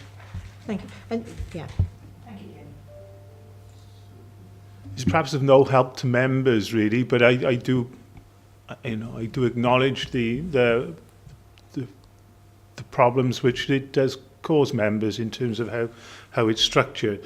We have for many years been endeavouring to come up with the ideal model to provide information, and we'll keep revising it. As you said, we put in now the original budget, so as you can see, actual against original and the like. But this is a multi-million-pound organisation, and unfortunately the movement on funding does get reflected in there. I do know my finance colleagues make every effort to make it clear, and in our chief officer comments we attempt at least to summarise the main points for you, and hopefully that helps as well. Can I please find there an issue that we keep seeing referred to, the passenger transport unit, the budget is forecast to. This has been a problem for years and years and years. And how is it being actually reviewed? How is it being looked at, that issue? It's an issue we've known about for so many years, never been able to resolve, but... My esteemed colleague will correct me where I'm wrong, but I don't think passenger transport has overspent significantly in previous years. I'm not springing to mind, but we have got a major overspend in the current year, and there are some there is pressure inevitably upon that budget. But the two particular issues which happened in this year was some particularly expensive new special needs transport which we're having to organise, Plus, we had a major contractor went into liquidation overnight, and we had to put in place new arrangements. The new arrangements are a mixture of in-house provision, because we do some in-house, as you'll be aware from our yellow buses and mini buses, but a lot of it is provided externally. The new arrangement is a mixture of both, but the new arrangement is the private sector element of it is significantly more expensive than the previous contractor. Perhaps that tells a tale that the previous contractor had underbid on that works and couldn't afford it. But nevertheless, that's what we dealt with. So that has hit it particularly hard in this year. In the coming year, and you'll see it in your budget presentations going forward, you'll see there's a pressure built into the budget proposals for 18-19. It's a figure of £470,000 to address that budget pressure materialised in 17-18 and now being dealt with in the budget in 18-19. There are, however, also efficiencies linked to it as well. So there's a mixture in there. But in this year in particular, those two things in particular hit it. Plus I think we did some extra new contracts, and those went up, other than the one which went into liquidation. Will you just, and then I'll shut up, neighbours. I understood some time ago schools transport fell within this budget, and then it was transferred to education. We never actually moved it. It's the other way around. Right. Madam Chairman, if I may. It's the other way round. It was in education, but that's probably 10 years or more ago. It got transferred into operations to bring a different perspective to it then, to operate on a more traded commercial basis. It was passed into us. But the actual budget got transferred in as well. So the impacts of decisions within education and social care do impact upon this budget. So if there are extra children which are required to travel to certain places for particular education needs, it will impact upon this budget. Nevertheless, it's part of the authority's budget in any event. It's not separate to. Sorry if that makes sense. I know there's a lot of talk about, well, perhaps it should be back with education, perhaps it should be back with social care, because the impact of their decisions hit upon that budget. And there's arguments to and from. I would say that either may make sense, but effectively, as an organisation, whether it falls within operations or education or social care, it's incumbent upon us to look at what's the most cost-effective and appropriate arrangement to come to. It is a mixture of the welfare for the child compared to what the cost is for ourselves. Are there any... Thank you. Thank you very much, Councillor Smith. Are there any other questions from other members? Councillor Roden. Basically, a general question about the council reserves. I'm particularly interested in what form are they held in. Has the recent global equities fall had any impact on what we have? Thank you. I'm going to have to get back to you on that. That's, unfortunately, that's not my area. So it's a good question. If Mark Outcroft was here, he'd probably be able to give you an answer for that. But that's not my area of expertise, I'm afraid. So I'll make a note and get back to you. Okay? Okay, thank you very much. Councillor Guppy. Yeah, just an observation on a report. These reports are always complicated and trying to work your way through them. There's been comments recently about the duplication of the reports, but actually I think the way the reports are set out as targeting what is needed for the select committees, I think that's really helpful. But it's also helpful to make reference to the other areas that maybe that we're not scrutinising so much within the remits of this committee. So I request that we do get the fuller picture and the long report, even though it is repetitive for some people, because we can home in. So I just Thank you for that. And can it continue, please? Thank you for that comment, Councillor Guppy. And obviously, if you feel there's any particular areas that we should be, attending to on this committee, then please forward those ideas. Did you want to come back on that, Dave? Yeah, I agree. It is a long report, and it can be quite confusing in places. We would welcome any feedback to try and make it more better for you as councillors to understand. It doesn't help that, like Councillor Guppy says, all the information that goes to Cabinet comes to each select committee, but some of you members find that information useful. So the format will stay the same, but if you have got any little tweaks, any suggestions of tables or more graphical data to be included, then let us know, and I'll pass it back to the author to see if he can incorporate it into the next report. Okay, thank you. Any other questions from members? Councillor Smith. Yeah, 3.41 as reference to various issues that are coming up. Please don't forget Chainbridge. And can I ask, please, for clarification on the solar farm? Does it fall within our remit of strong communities? But whether it does or not, while you're here, Dave, could you give me some clarification? Because I am told it's highly successful. Then I find something else which has slipped. And then at the end, I see a comment that the income, the tariffs for energy produced less than business case. So just a bit of clarification on that one, please, for me or for us. Yeah, the solar farm does fall within strong communities. It forms, it now comes under the resources department, and it's looked after by our corporate landlord section. It is successful in regards to it is pulling in income. The problem that we have got is it's not as much as we originally thought, which was built in the original business case. How much did we build?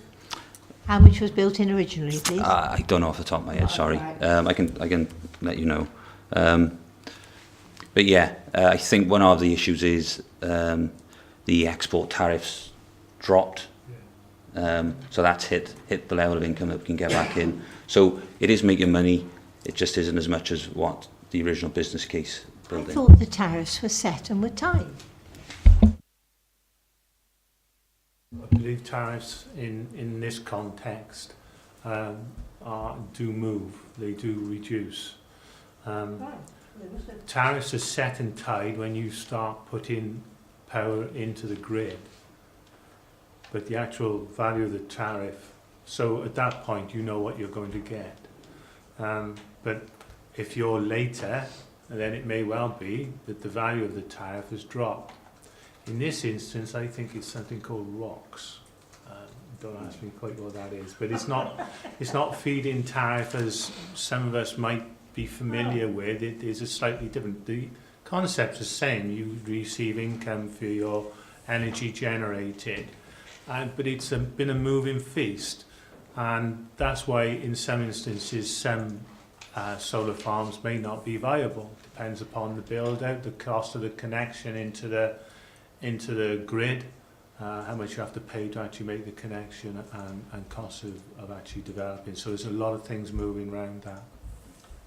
I ask, has it been a good investment for Monmouthshire?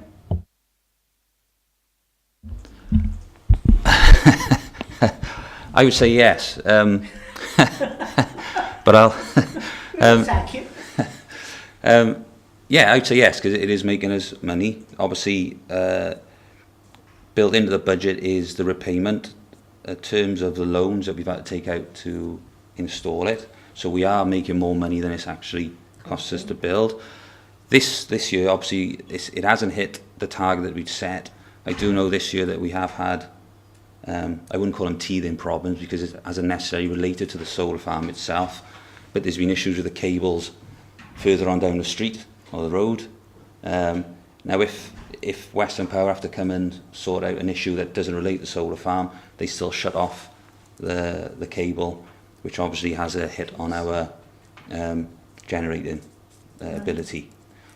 So probably first year, we haven't made money, not as much as we thought. I probably judge it on year 2 and year 3.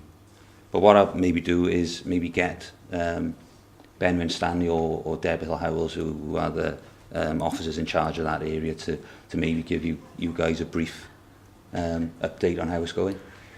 Yeah. Thank you. Yeah. Thanks very much. Councillor Eason. Yeah, just one brief comment about the solar farm. It came to Strong Communities. We went through it at a certain figure. I can't remember the figures now, but before it was put in place, a decision had to be taken whether to take it on at a lower tariff at that time, because the feed-in tariff had changed from the time we had the business plan and the time it was going to be installed. I can't remember the figures, but it was a lower feed-in tariff that we took it on at, and that was the question that went through council, and I think council might have agreed it, or cabinet, I'm not quite sure, but it was on a lower tariff feed-in. Are there any further questions from members? Well, thank you very much for the report. I mean, what is clear, I mean, from my own perspective, I feel that it did say very clearly what the red flag areas are, if you like. And I think the other thing that it makes very clear, and I'm sure this will be something we're discussing later on, is that the pressure on services is increasing and the amount of resources that we have to satisfy that demand is decreasing. And I particularly look at, to do with the level of response to things like highway maintenance during the winter, and I'm very conscious of the number of emails I've written to Roger lately, but the public perception is very high. They're expecting a lot from us, and it's really a juggling match to try and manage those expectations. But thank you very much indeed for the report, and obviously we'll be going into a lot more detail later on today. And thank you for coming back, Roger.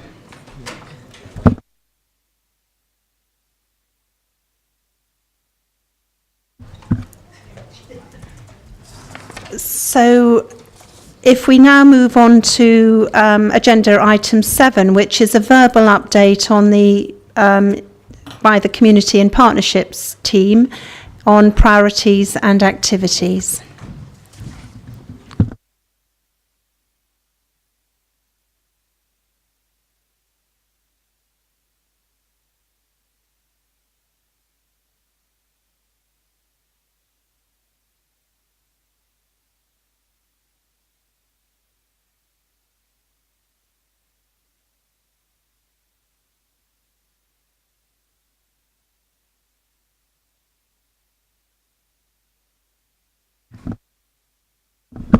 Right. Welcome to the team from the Community and Partnerships. If I could just ask you to introduce yourself, both for the benefit of members and for those that are watching us on live streaming. Thank you.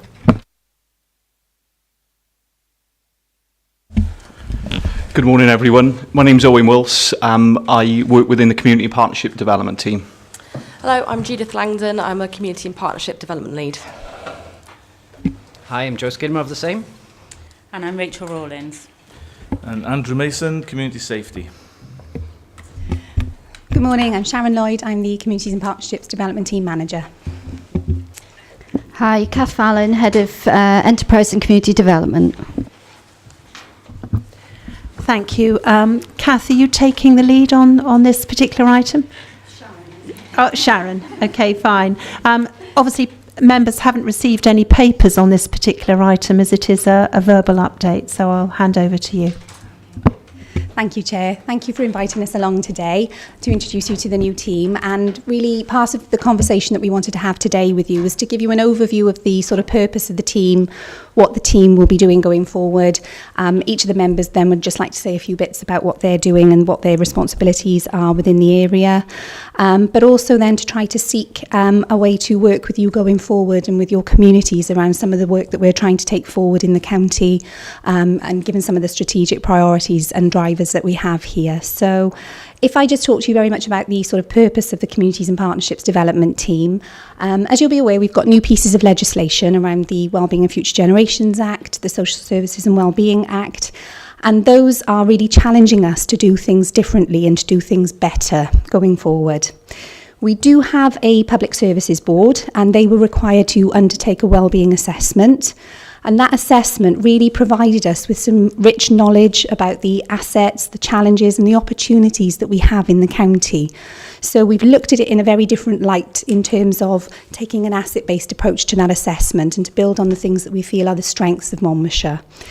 We also then have, that information really has formed the basis for what is going to be our wellbeing plan moving forward, and that should be due to be approved. It'll come through your processes politically now in the next month, and then the Public Services Board will sign that plan off beginning of April.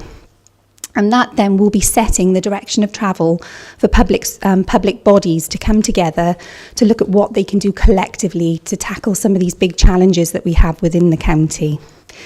But that then also leads us into the purpose of that we have to rethink how as public bodies we're connecting and engaging with our communities, because part of the Act is about us involving and collaborating, and this is about how we then repurpose that relationship that we have with the communities going forward, and that's what the team here is aiming to do, is to channel that very sort of strategic vision, but to also enable and bring our communities on board and look at the things that really matter to them, and putting that social justice piece at the heart of what we're trying to do through that work going forward also.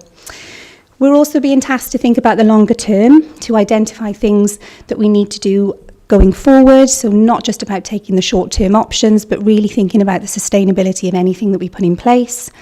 And we're trying to work with our communities and partners to bring about the social change that's going to improve their communities and improve their lives living in Monmouthshire going forward.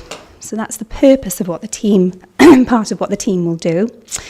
How the team will do this? Well, we're looking first and foremost to work cross-directorate within the authority. So we want to try to be able to strengthen how our other departments in the authority are maybe engaging with communities around their areas of work. We also then want to work with our communities and partners to bring about that social change and to really enhance the quality of life in Monmouthshire. So to really understand the things that matter to our communities and matter to the people that live here, and how we can help harness some of their energy in taking this work forward. We also then will be able to become hopefully the enablers. We want to be able to unlock any potential that we have in the community, and we really want to build on the capabilities of people within our community. So the things that we sometimes don't recognise, the strengths that are out there, and how we can harness that for the good of our future generations. And then we also want to look at how we can bring our partners into this so that we can then join up the sort of strategic partnership networks that we have, the other organisations, and enable them to work closer with our communities too, to help us realise some of these challenges that we have in the county, but also how we can mobilise this and make it more of a collective responsibility across the county going forward. Part of what we do as well as local authority officers will be to work with our town and community councils. We really need to build a trust with them and to really support them in finding their way through this new legislation, how their requirements under the Act will link with that of the Public Services Board going forward, but also how we harness those community councils within that area also. So how we can bring all of these partners on board and support them in the things that they're trying to do in their communities, but also to be able to help them to engage with their communities as well in a way that really then we are ensuring that we're trying to join up all of these links and these networks as effectively as we can to ensure that people have the opportunity to contribute when and where they feel they need to. We also want them, town and community councils and our partner organisations, to see communities as co-producers so that they're not just service recipients going forward, but things that they feel that they can have an impact on, or things that they feel that they need to that they can possibly benefit from bringing some rich information to us and how we can harness that information to look at things that we need to do going forward. We do have a wide range of networks under the Public Services Board, and it's really key that we use those networks to our advantage, to bring those closer to the community, to really break down the disconnect possibly that could be between the community and the Public Services Board through the legislation that we have now. So it's about trying to make sure that this is working for everybody and everybody has a voice in this going forward.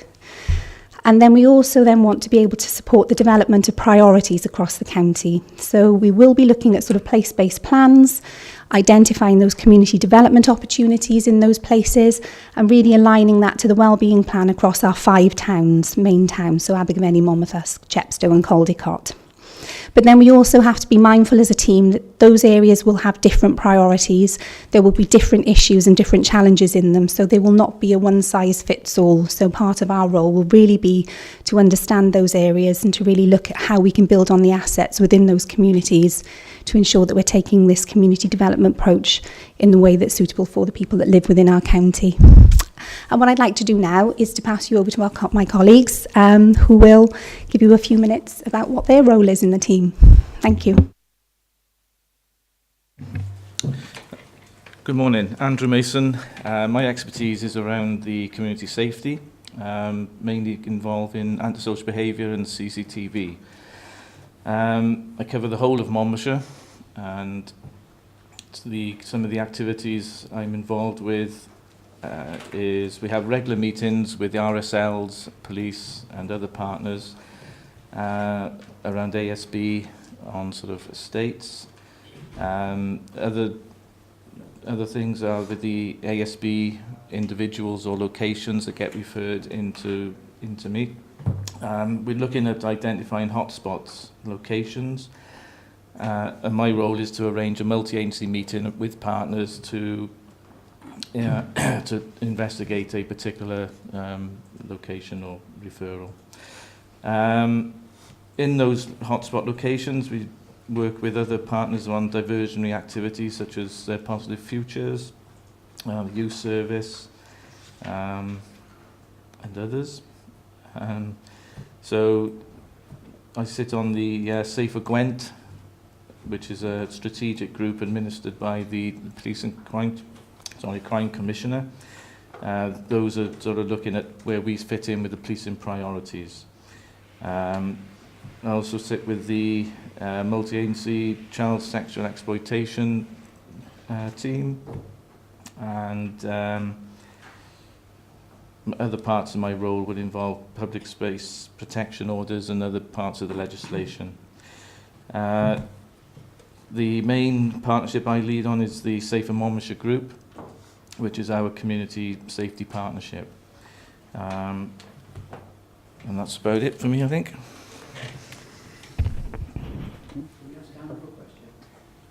I think we'll let everybody introduce themselves, if that's all right, Councillor Easton, and then we'll take questions at the end. Hello, my name is Rachel Rawlins. The work I cover geographically are the areas I oversee are Escombe Raglan. I lead on the work with community governance within the team, and some of that work includes working with town and community councils in setting their priorities through community engagement, to ensure that their decisions reflect their community needs and are aligned to the wider wellbeing priorities. Funding opportunities for projects, some of the current ones include community events around Develothon, the ability to deliver technology-led solutions to overcome the disconnect between those councils and the communities to ensure transparency and accessibility of decision-making. Liaising with town and community councils on appropriate training. Some of the current ones that they're undertaking is the new GDPR requirements, and they have undertaken planning training. And work through the town and community council clusters, hoping that this will ensure that not only are we talking to each other, but they are also talking between the town and community councils about their wider area priorities, which allows us to have a greater understanding of local issues. The partnerships that I support are the Environment Partnership and the Ageing Well Executive.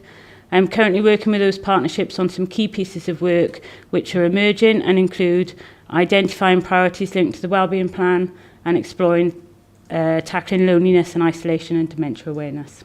Thank you. Good afternoon all, I'm Joe Skidmore. Geographically, I cover the area of Monmouth and the surrounding areas, along with Chepstow with Jude. Some of the work that I do is supporting the cluster working with the Monmouth Town Council, develop the Wellbeing Action Plan, and supporting groups in that area such as Transition Monmouth and the Monmouth Partnership Forum. Some of the partnerships I'm involved with are the Children and Young People Strategic Partnership, the Integrated Youth Offer, Early Years Development and Childcare Partnership, Armed Forces Steering Group, and Engage to Change. So all those partnerships that have significance around children and young people. And some sort of key pieces of work I'm involved with currently is the North East Monmouthshire Community Action Team, delivery against the Armed Forces Community Covenant, the Families First Strategic Alignment and the additional funding support we've had through there, domestic homicide reviews, the rollout of the Vowda SV National Training Framework, and the Gavo Community Toolkit.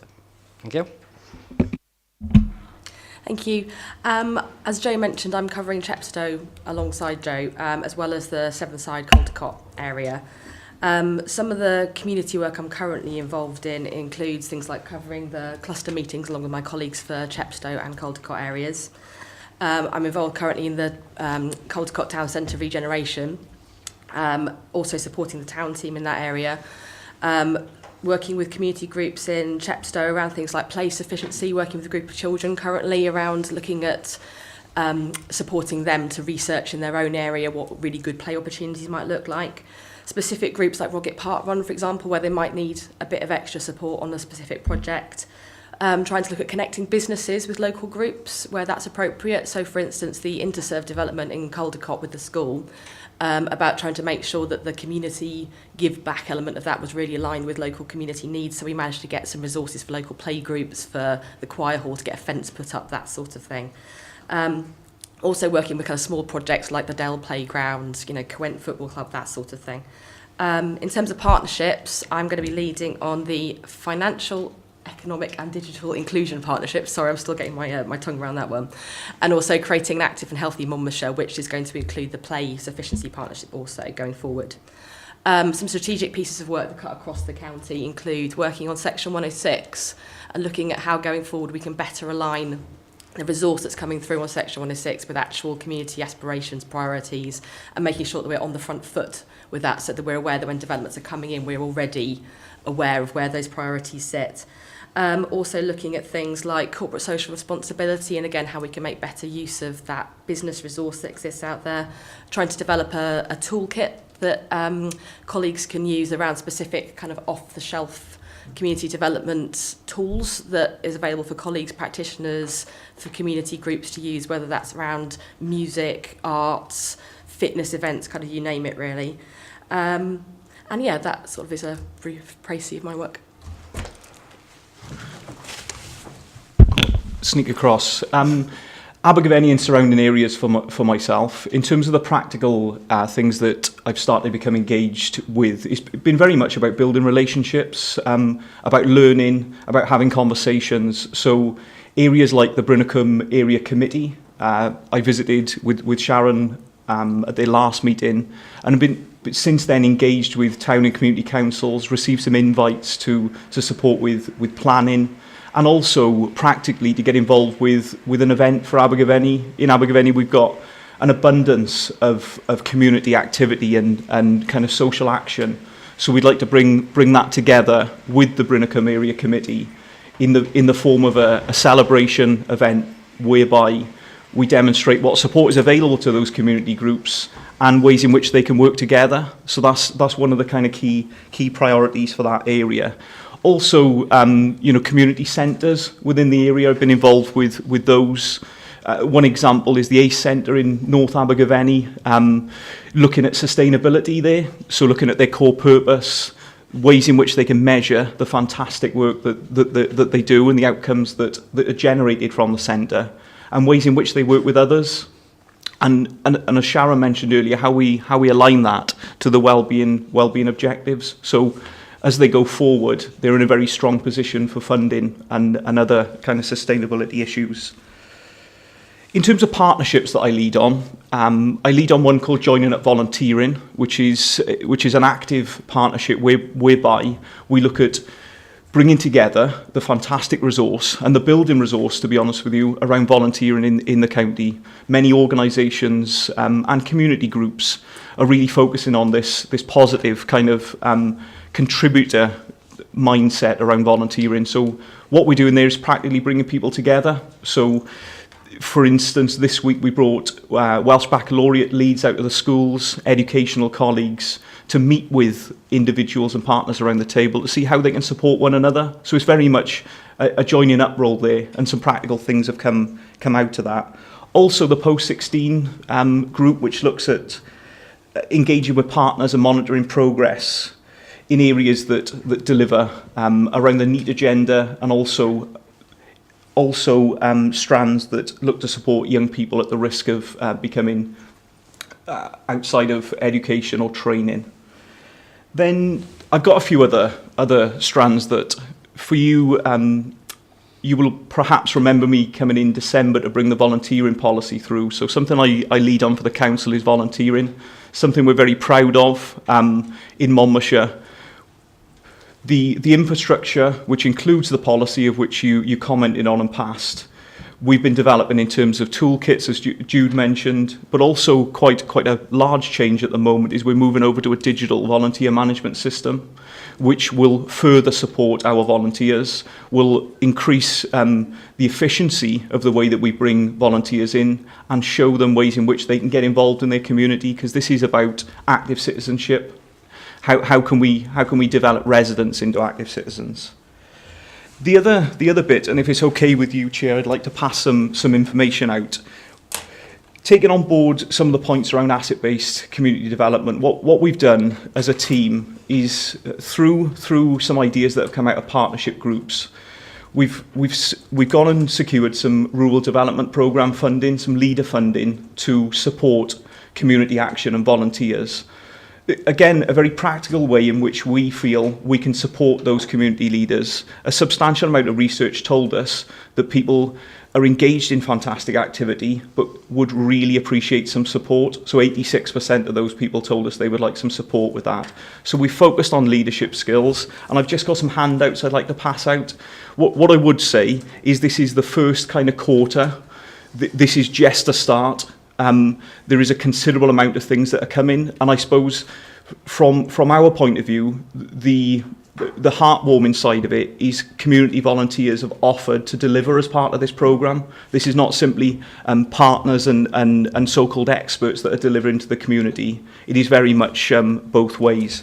So if I pass that out, Chair, is that okay? Yes, I mean, did you want to do that now, or did you want to leave it to the end of the meeting? Yeah.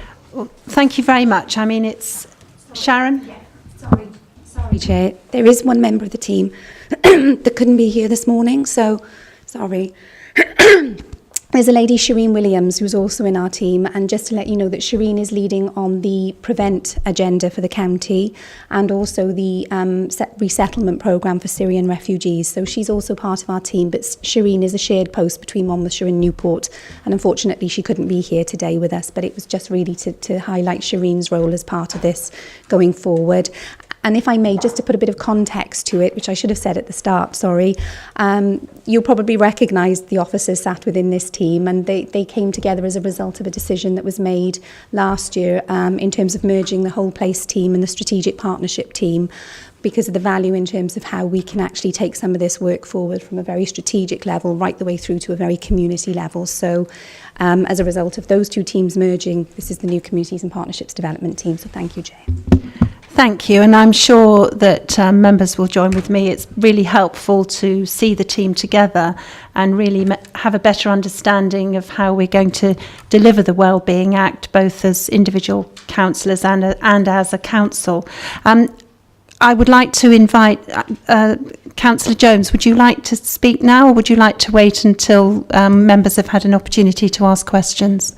Just very briefly now, but if I have a chance to come in, that'd be great at the end. But just to say, you as a committee welcomed the team's formation when the report came to you before. I know you had a number of questions, and it's a fantastic opportunity for us to be able to now demonstrate the work that's going to be happening in practice. And as the members of the team have said, you know, this is about helping our residents become active citizens within their community, bridging those gaps, supporting relationships. And I think it's really important that we have a strong visibility of the team amongst both members and within our community. So anything you can do as councillors to make sure your community groups are aware of the role of our teams and the fantastic work they're going to be doing, then that would be great if you could go out and make that known. So I'd be happy to come in at the end if that's okay, Chair. Thank you. And can I just ask, is there on the hub, is there a sort of, all of the members of the team with a little bit of information about what areas they're covering? Because I think that might be helpful moving forward. I agree. I'll check with Sharon, but just in terms of coming back to you, I know that we're looking at a SIP. We're going to have a business plan for the team, which is based on the report that came to you before. You'll have regular reports back from the team, but in terms of the visibility on the hub, yeah, I'm assuming that's coming. Hi, yeah, sorry Sharon, I just beat you to it. As part of the work that we've done, there is a way forward plan that we can send round that actually went through scrutiny last year.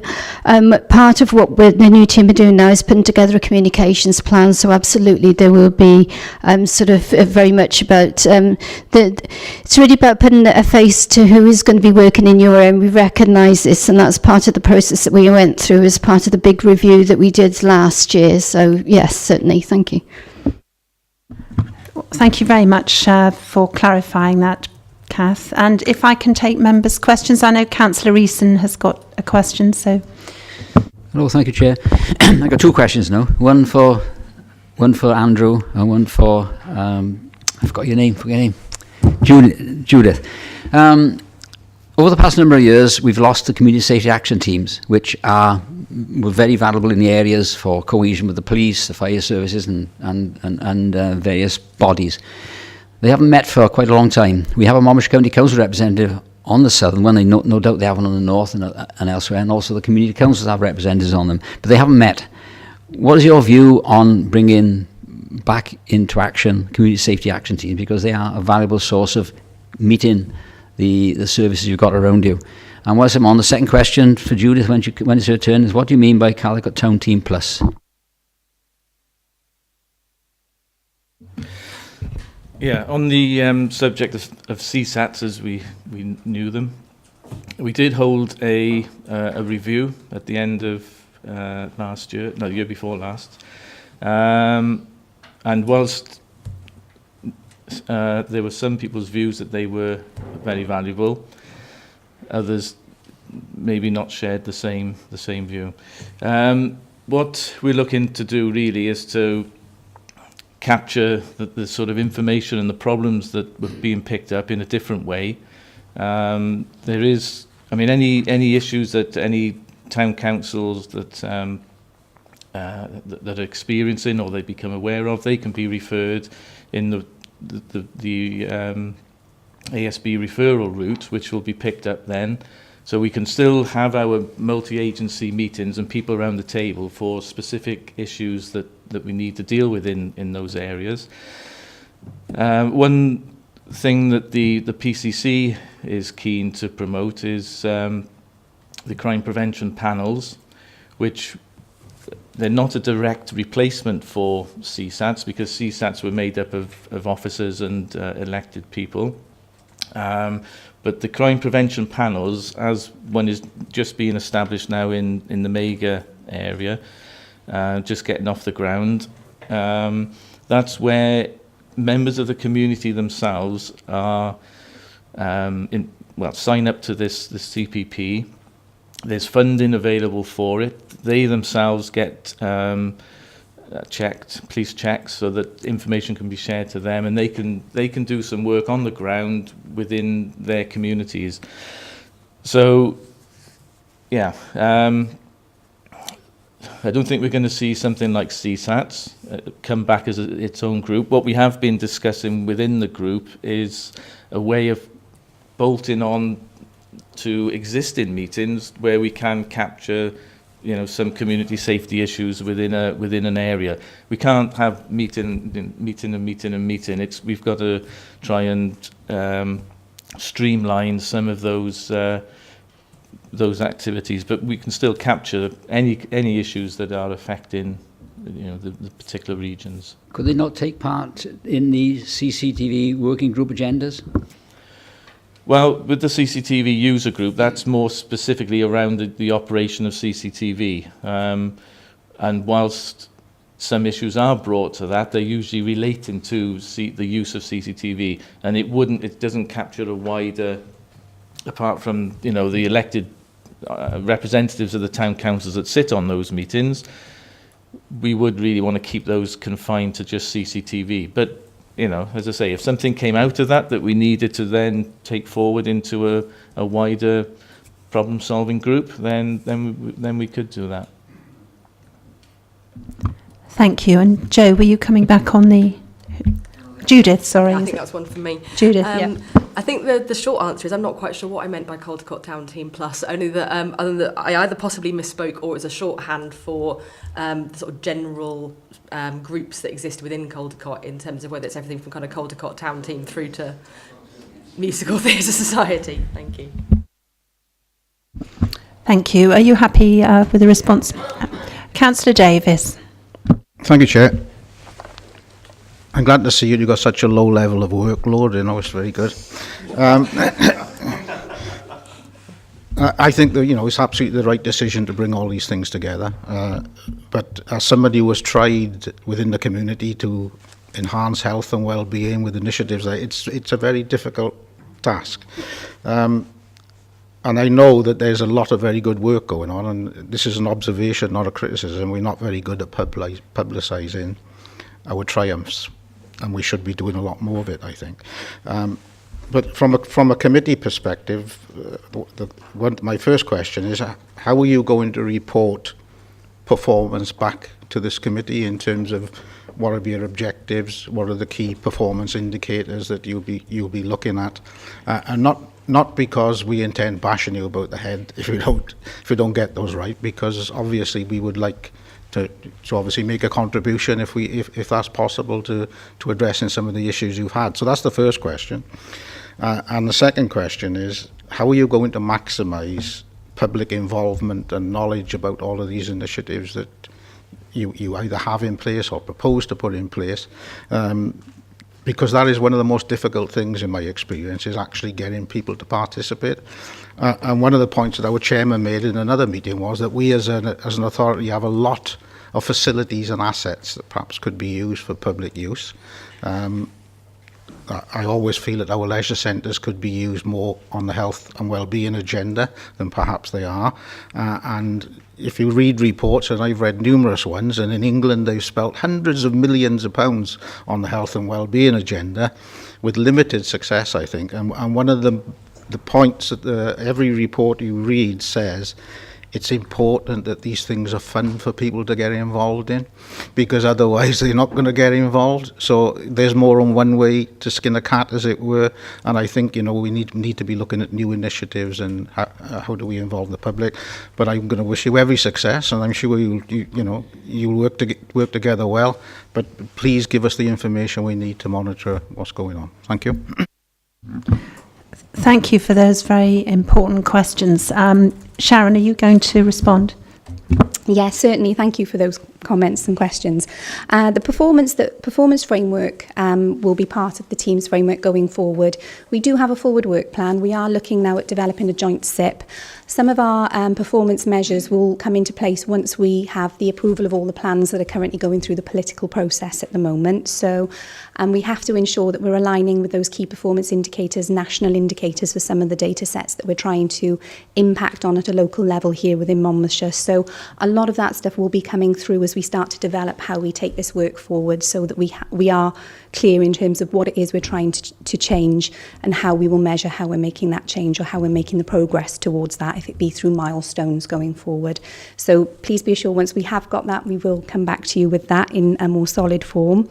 And I absolutely take your point about maximising the knowledge of what the team is aiming to do. That is part of what we have to do. And I think the strength of having officers who will have sort of dedicated areas, it's really identifying our physical assets, our people assets, so all of the ways that we can actually make those connections within the community and really to try to understand where those key people are and how we can use those assets, those groups and those other members, and even seeing yourselves in that supporting role if we can, to try to get the message out there so that we can actually let people know that there is this support here, there is this training, there is a wealth of officers that really want to try and help people to do some really good things within the community. So it will be a challenge, absolutely.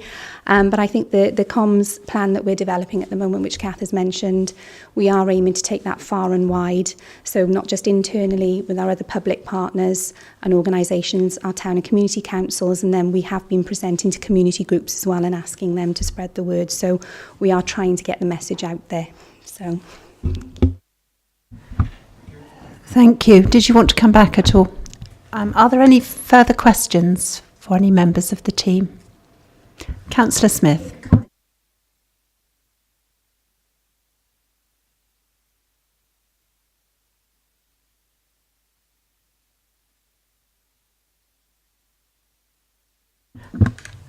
Any further Councillor Roden?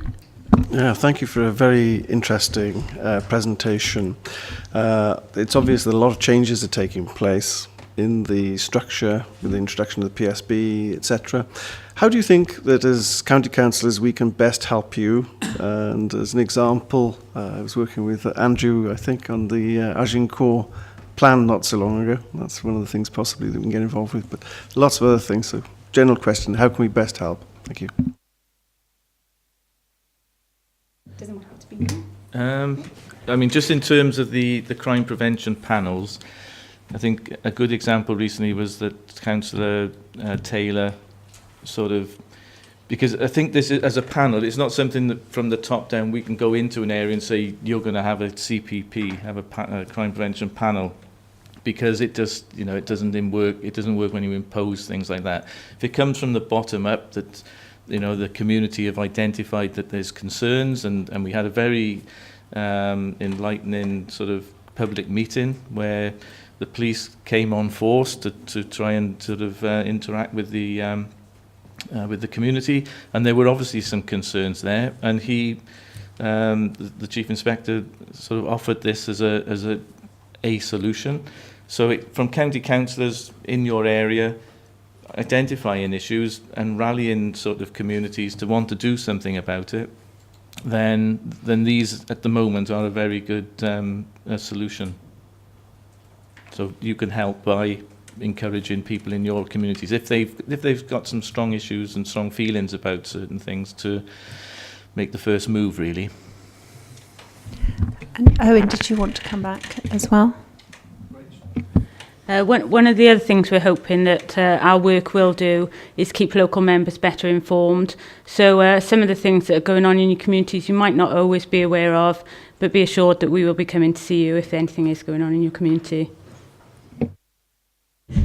And similarly on the other foot, this for us today was about opening a conversation. I think reporting back into the committee is important, but what happens in between that, I think, is the key bit for us, is about building a relationship with you, understanding that your community leadership role is important in this. And one of the things that I would ask is the post that I'm just about to pass out to you as an example of some of the things that we've got that can support community activity, taking Councillor Davis's point on board. You know, this is challenging, really challenging, when you're a volunteer and you face many barriers.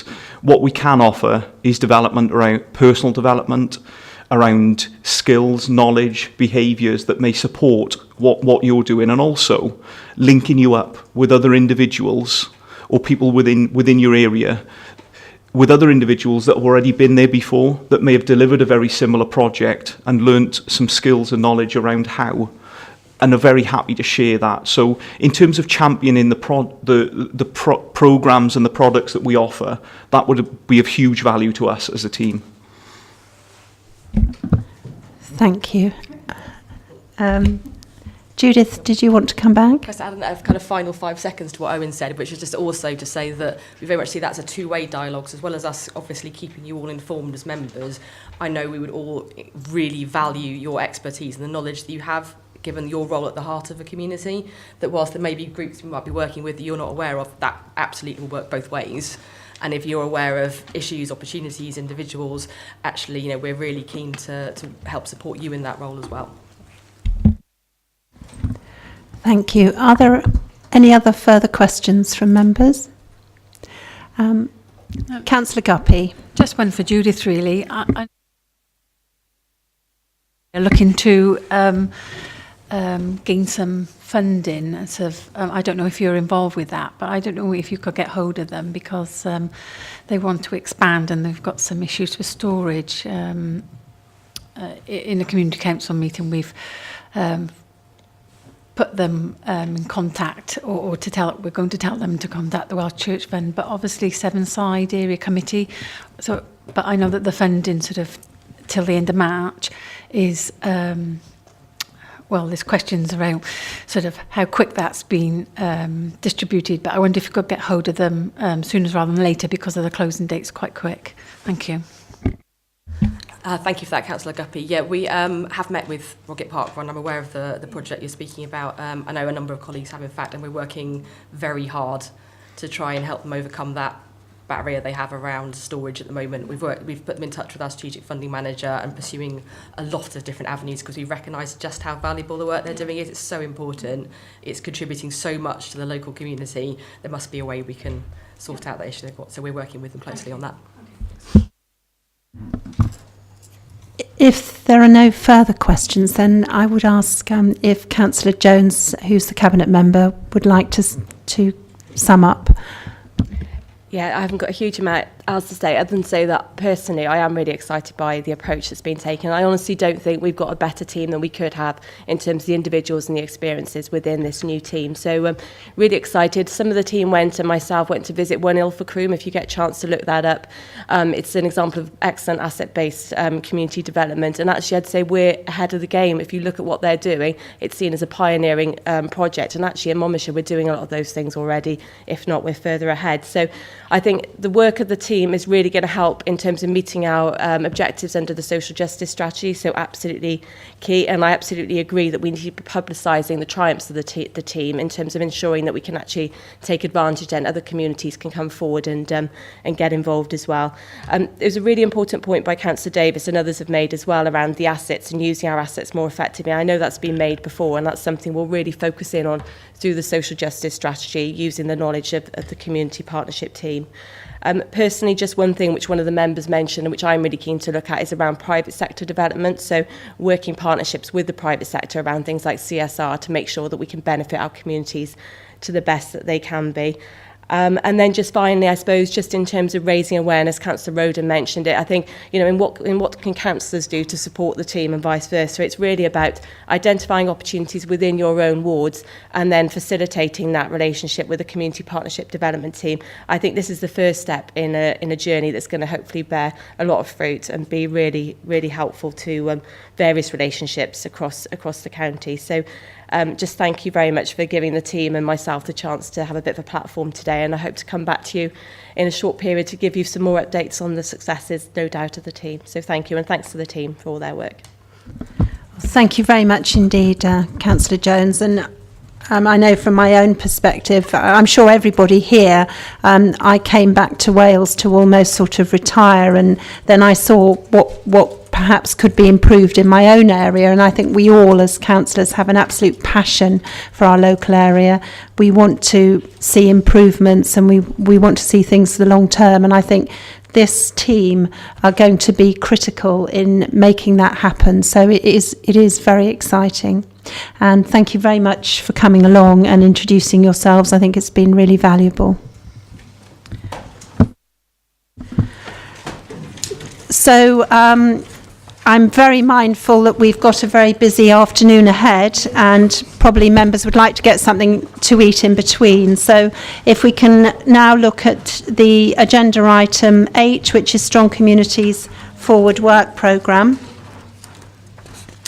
We have already touched on this morning, and we have a special meeting on the 26th of February, which will be covering civil parking enforcement and Mitchell Troy toilets.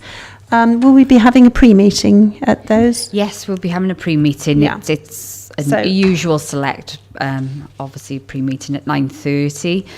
The main issue we had in the pre-meeting is the people services item. So we would be looking, I'm afraid, to add another special if you need to have that back sooner rather than later, because the next 2 meetings are just chocker and you wouldn't be able to do it due diligence. We're thinking probably the first, second week of March. We can confirm a date with you. But what I'd like to do ahead of time is email you all for your questions for people services, because what you don't want is a repeat of the last time where they just turned up and went, I don't know, I'm not sure, I'll get back to you. So if you can field specific questions to me, which I can pass on to officers, then on the day they can come with answers, and then obviously you can scrutinise their answers. Okay. Thank you. Councillor Smith. Have I...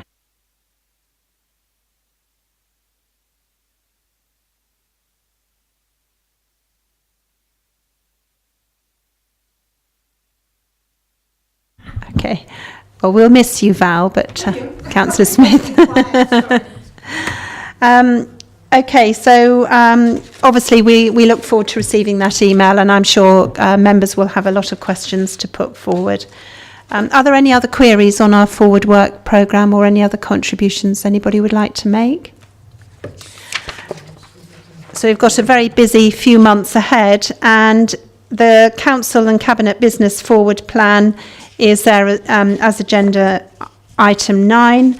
It's really self-explanatory. Obviously, it's very important to keep an eye on these things on a weekly basis. Does anybody want to draw anything to our attention as far as that's concerned? No? Actually, as an aside, looking on Thursday the 8th of March. Sorry? Okay. It's the audit committee in the afternoon? Yeah. The morning's all right. The 8th of March is now. He's away. No. Okay, I'll get back to you with the date.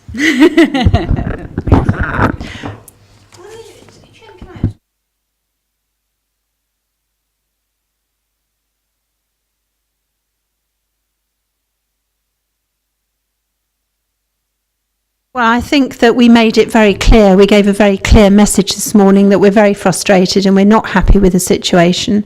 I think Roger Hoggins... Yeah, that was the speed one. Yeah, speed, the highways. The actual strategy document is going to come... Is it something... Have we got any information on that at all? Well, we've had it emailed to us. Mm. As I say, it's a very long document, and I really feel it doesn't do the right thing.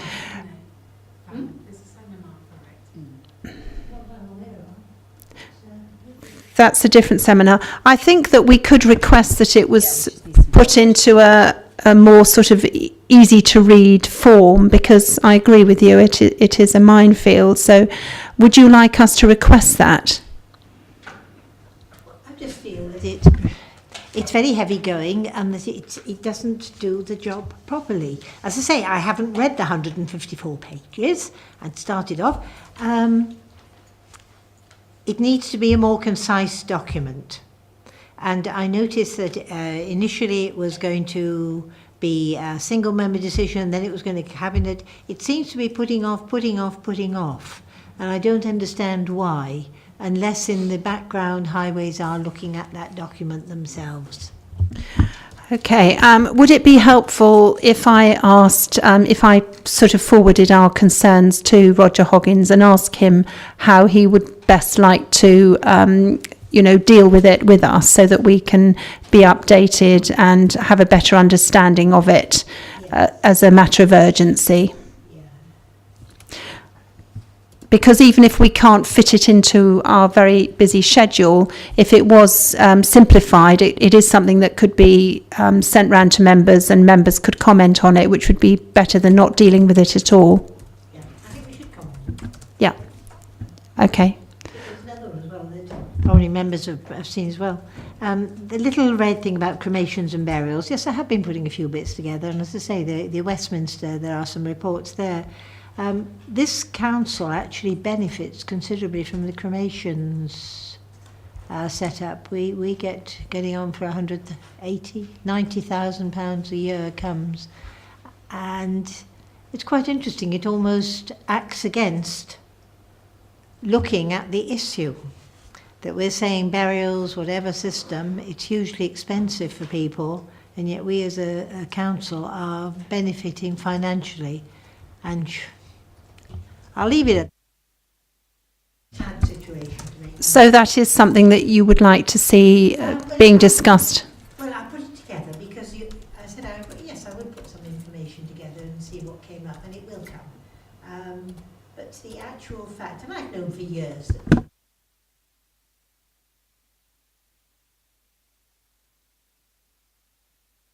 Yes, and I think it's very prudent to be looking at that, given the well-being of our communities in the future, when we're going to have a much higher percentage of people living here that are elderly and in the twilight years, as it were. Anyway, on that point, Councillor Eason. Just one general question, Chair, maybe through you to Hazel. The Cabinet made a decision 2 weeks ago to go down the ADM route. The question I ask is, what will scrutiny be within our select committees on the resultant of that decision? For example, within our portfolio, we've got countryside. Will we be able to scrutinise? Will it be left to another body? Could I leave this with you through the Chair to... this is something that you could ask at the meeting later on today. I think that would be the place to voice that concern. Would you agree with that, Hazel? Yes, I think this afternoon you've got a governance paper that's attached to that agenda which will sort of touch on some of the accountability, but obviously when you've discussed it previously, you've said that having a sort of local accountability is really important to you. So I would ask that question this afternoon under that aspect. Well, unless there's any other questions, it just remains for me to confirm the date of our next meeting, which is the 26th of February. There will be a pre-meeting at 9:30. And if I can just thank members for your very valuable contributions this morning. And thanks to Paula for all her assistance. And it's nice to see Hazel back. We're very pleased to see your face again. So thank you all very much indeed, members.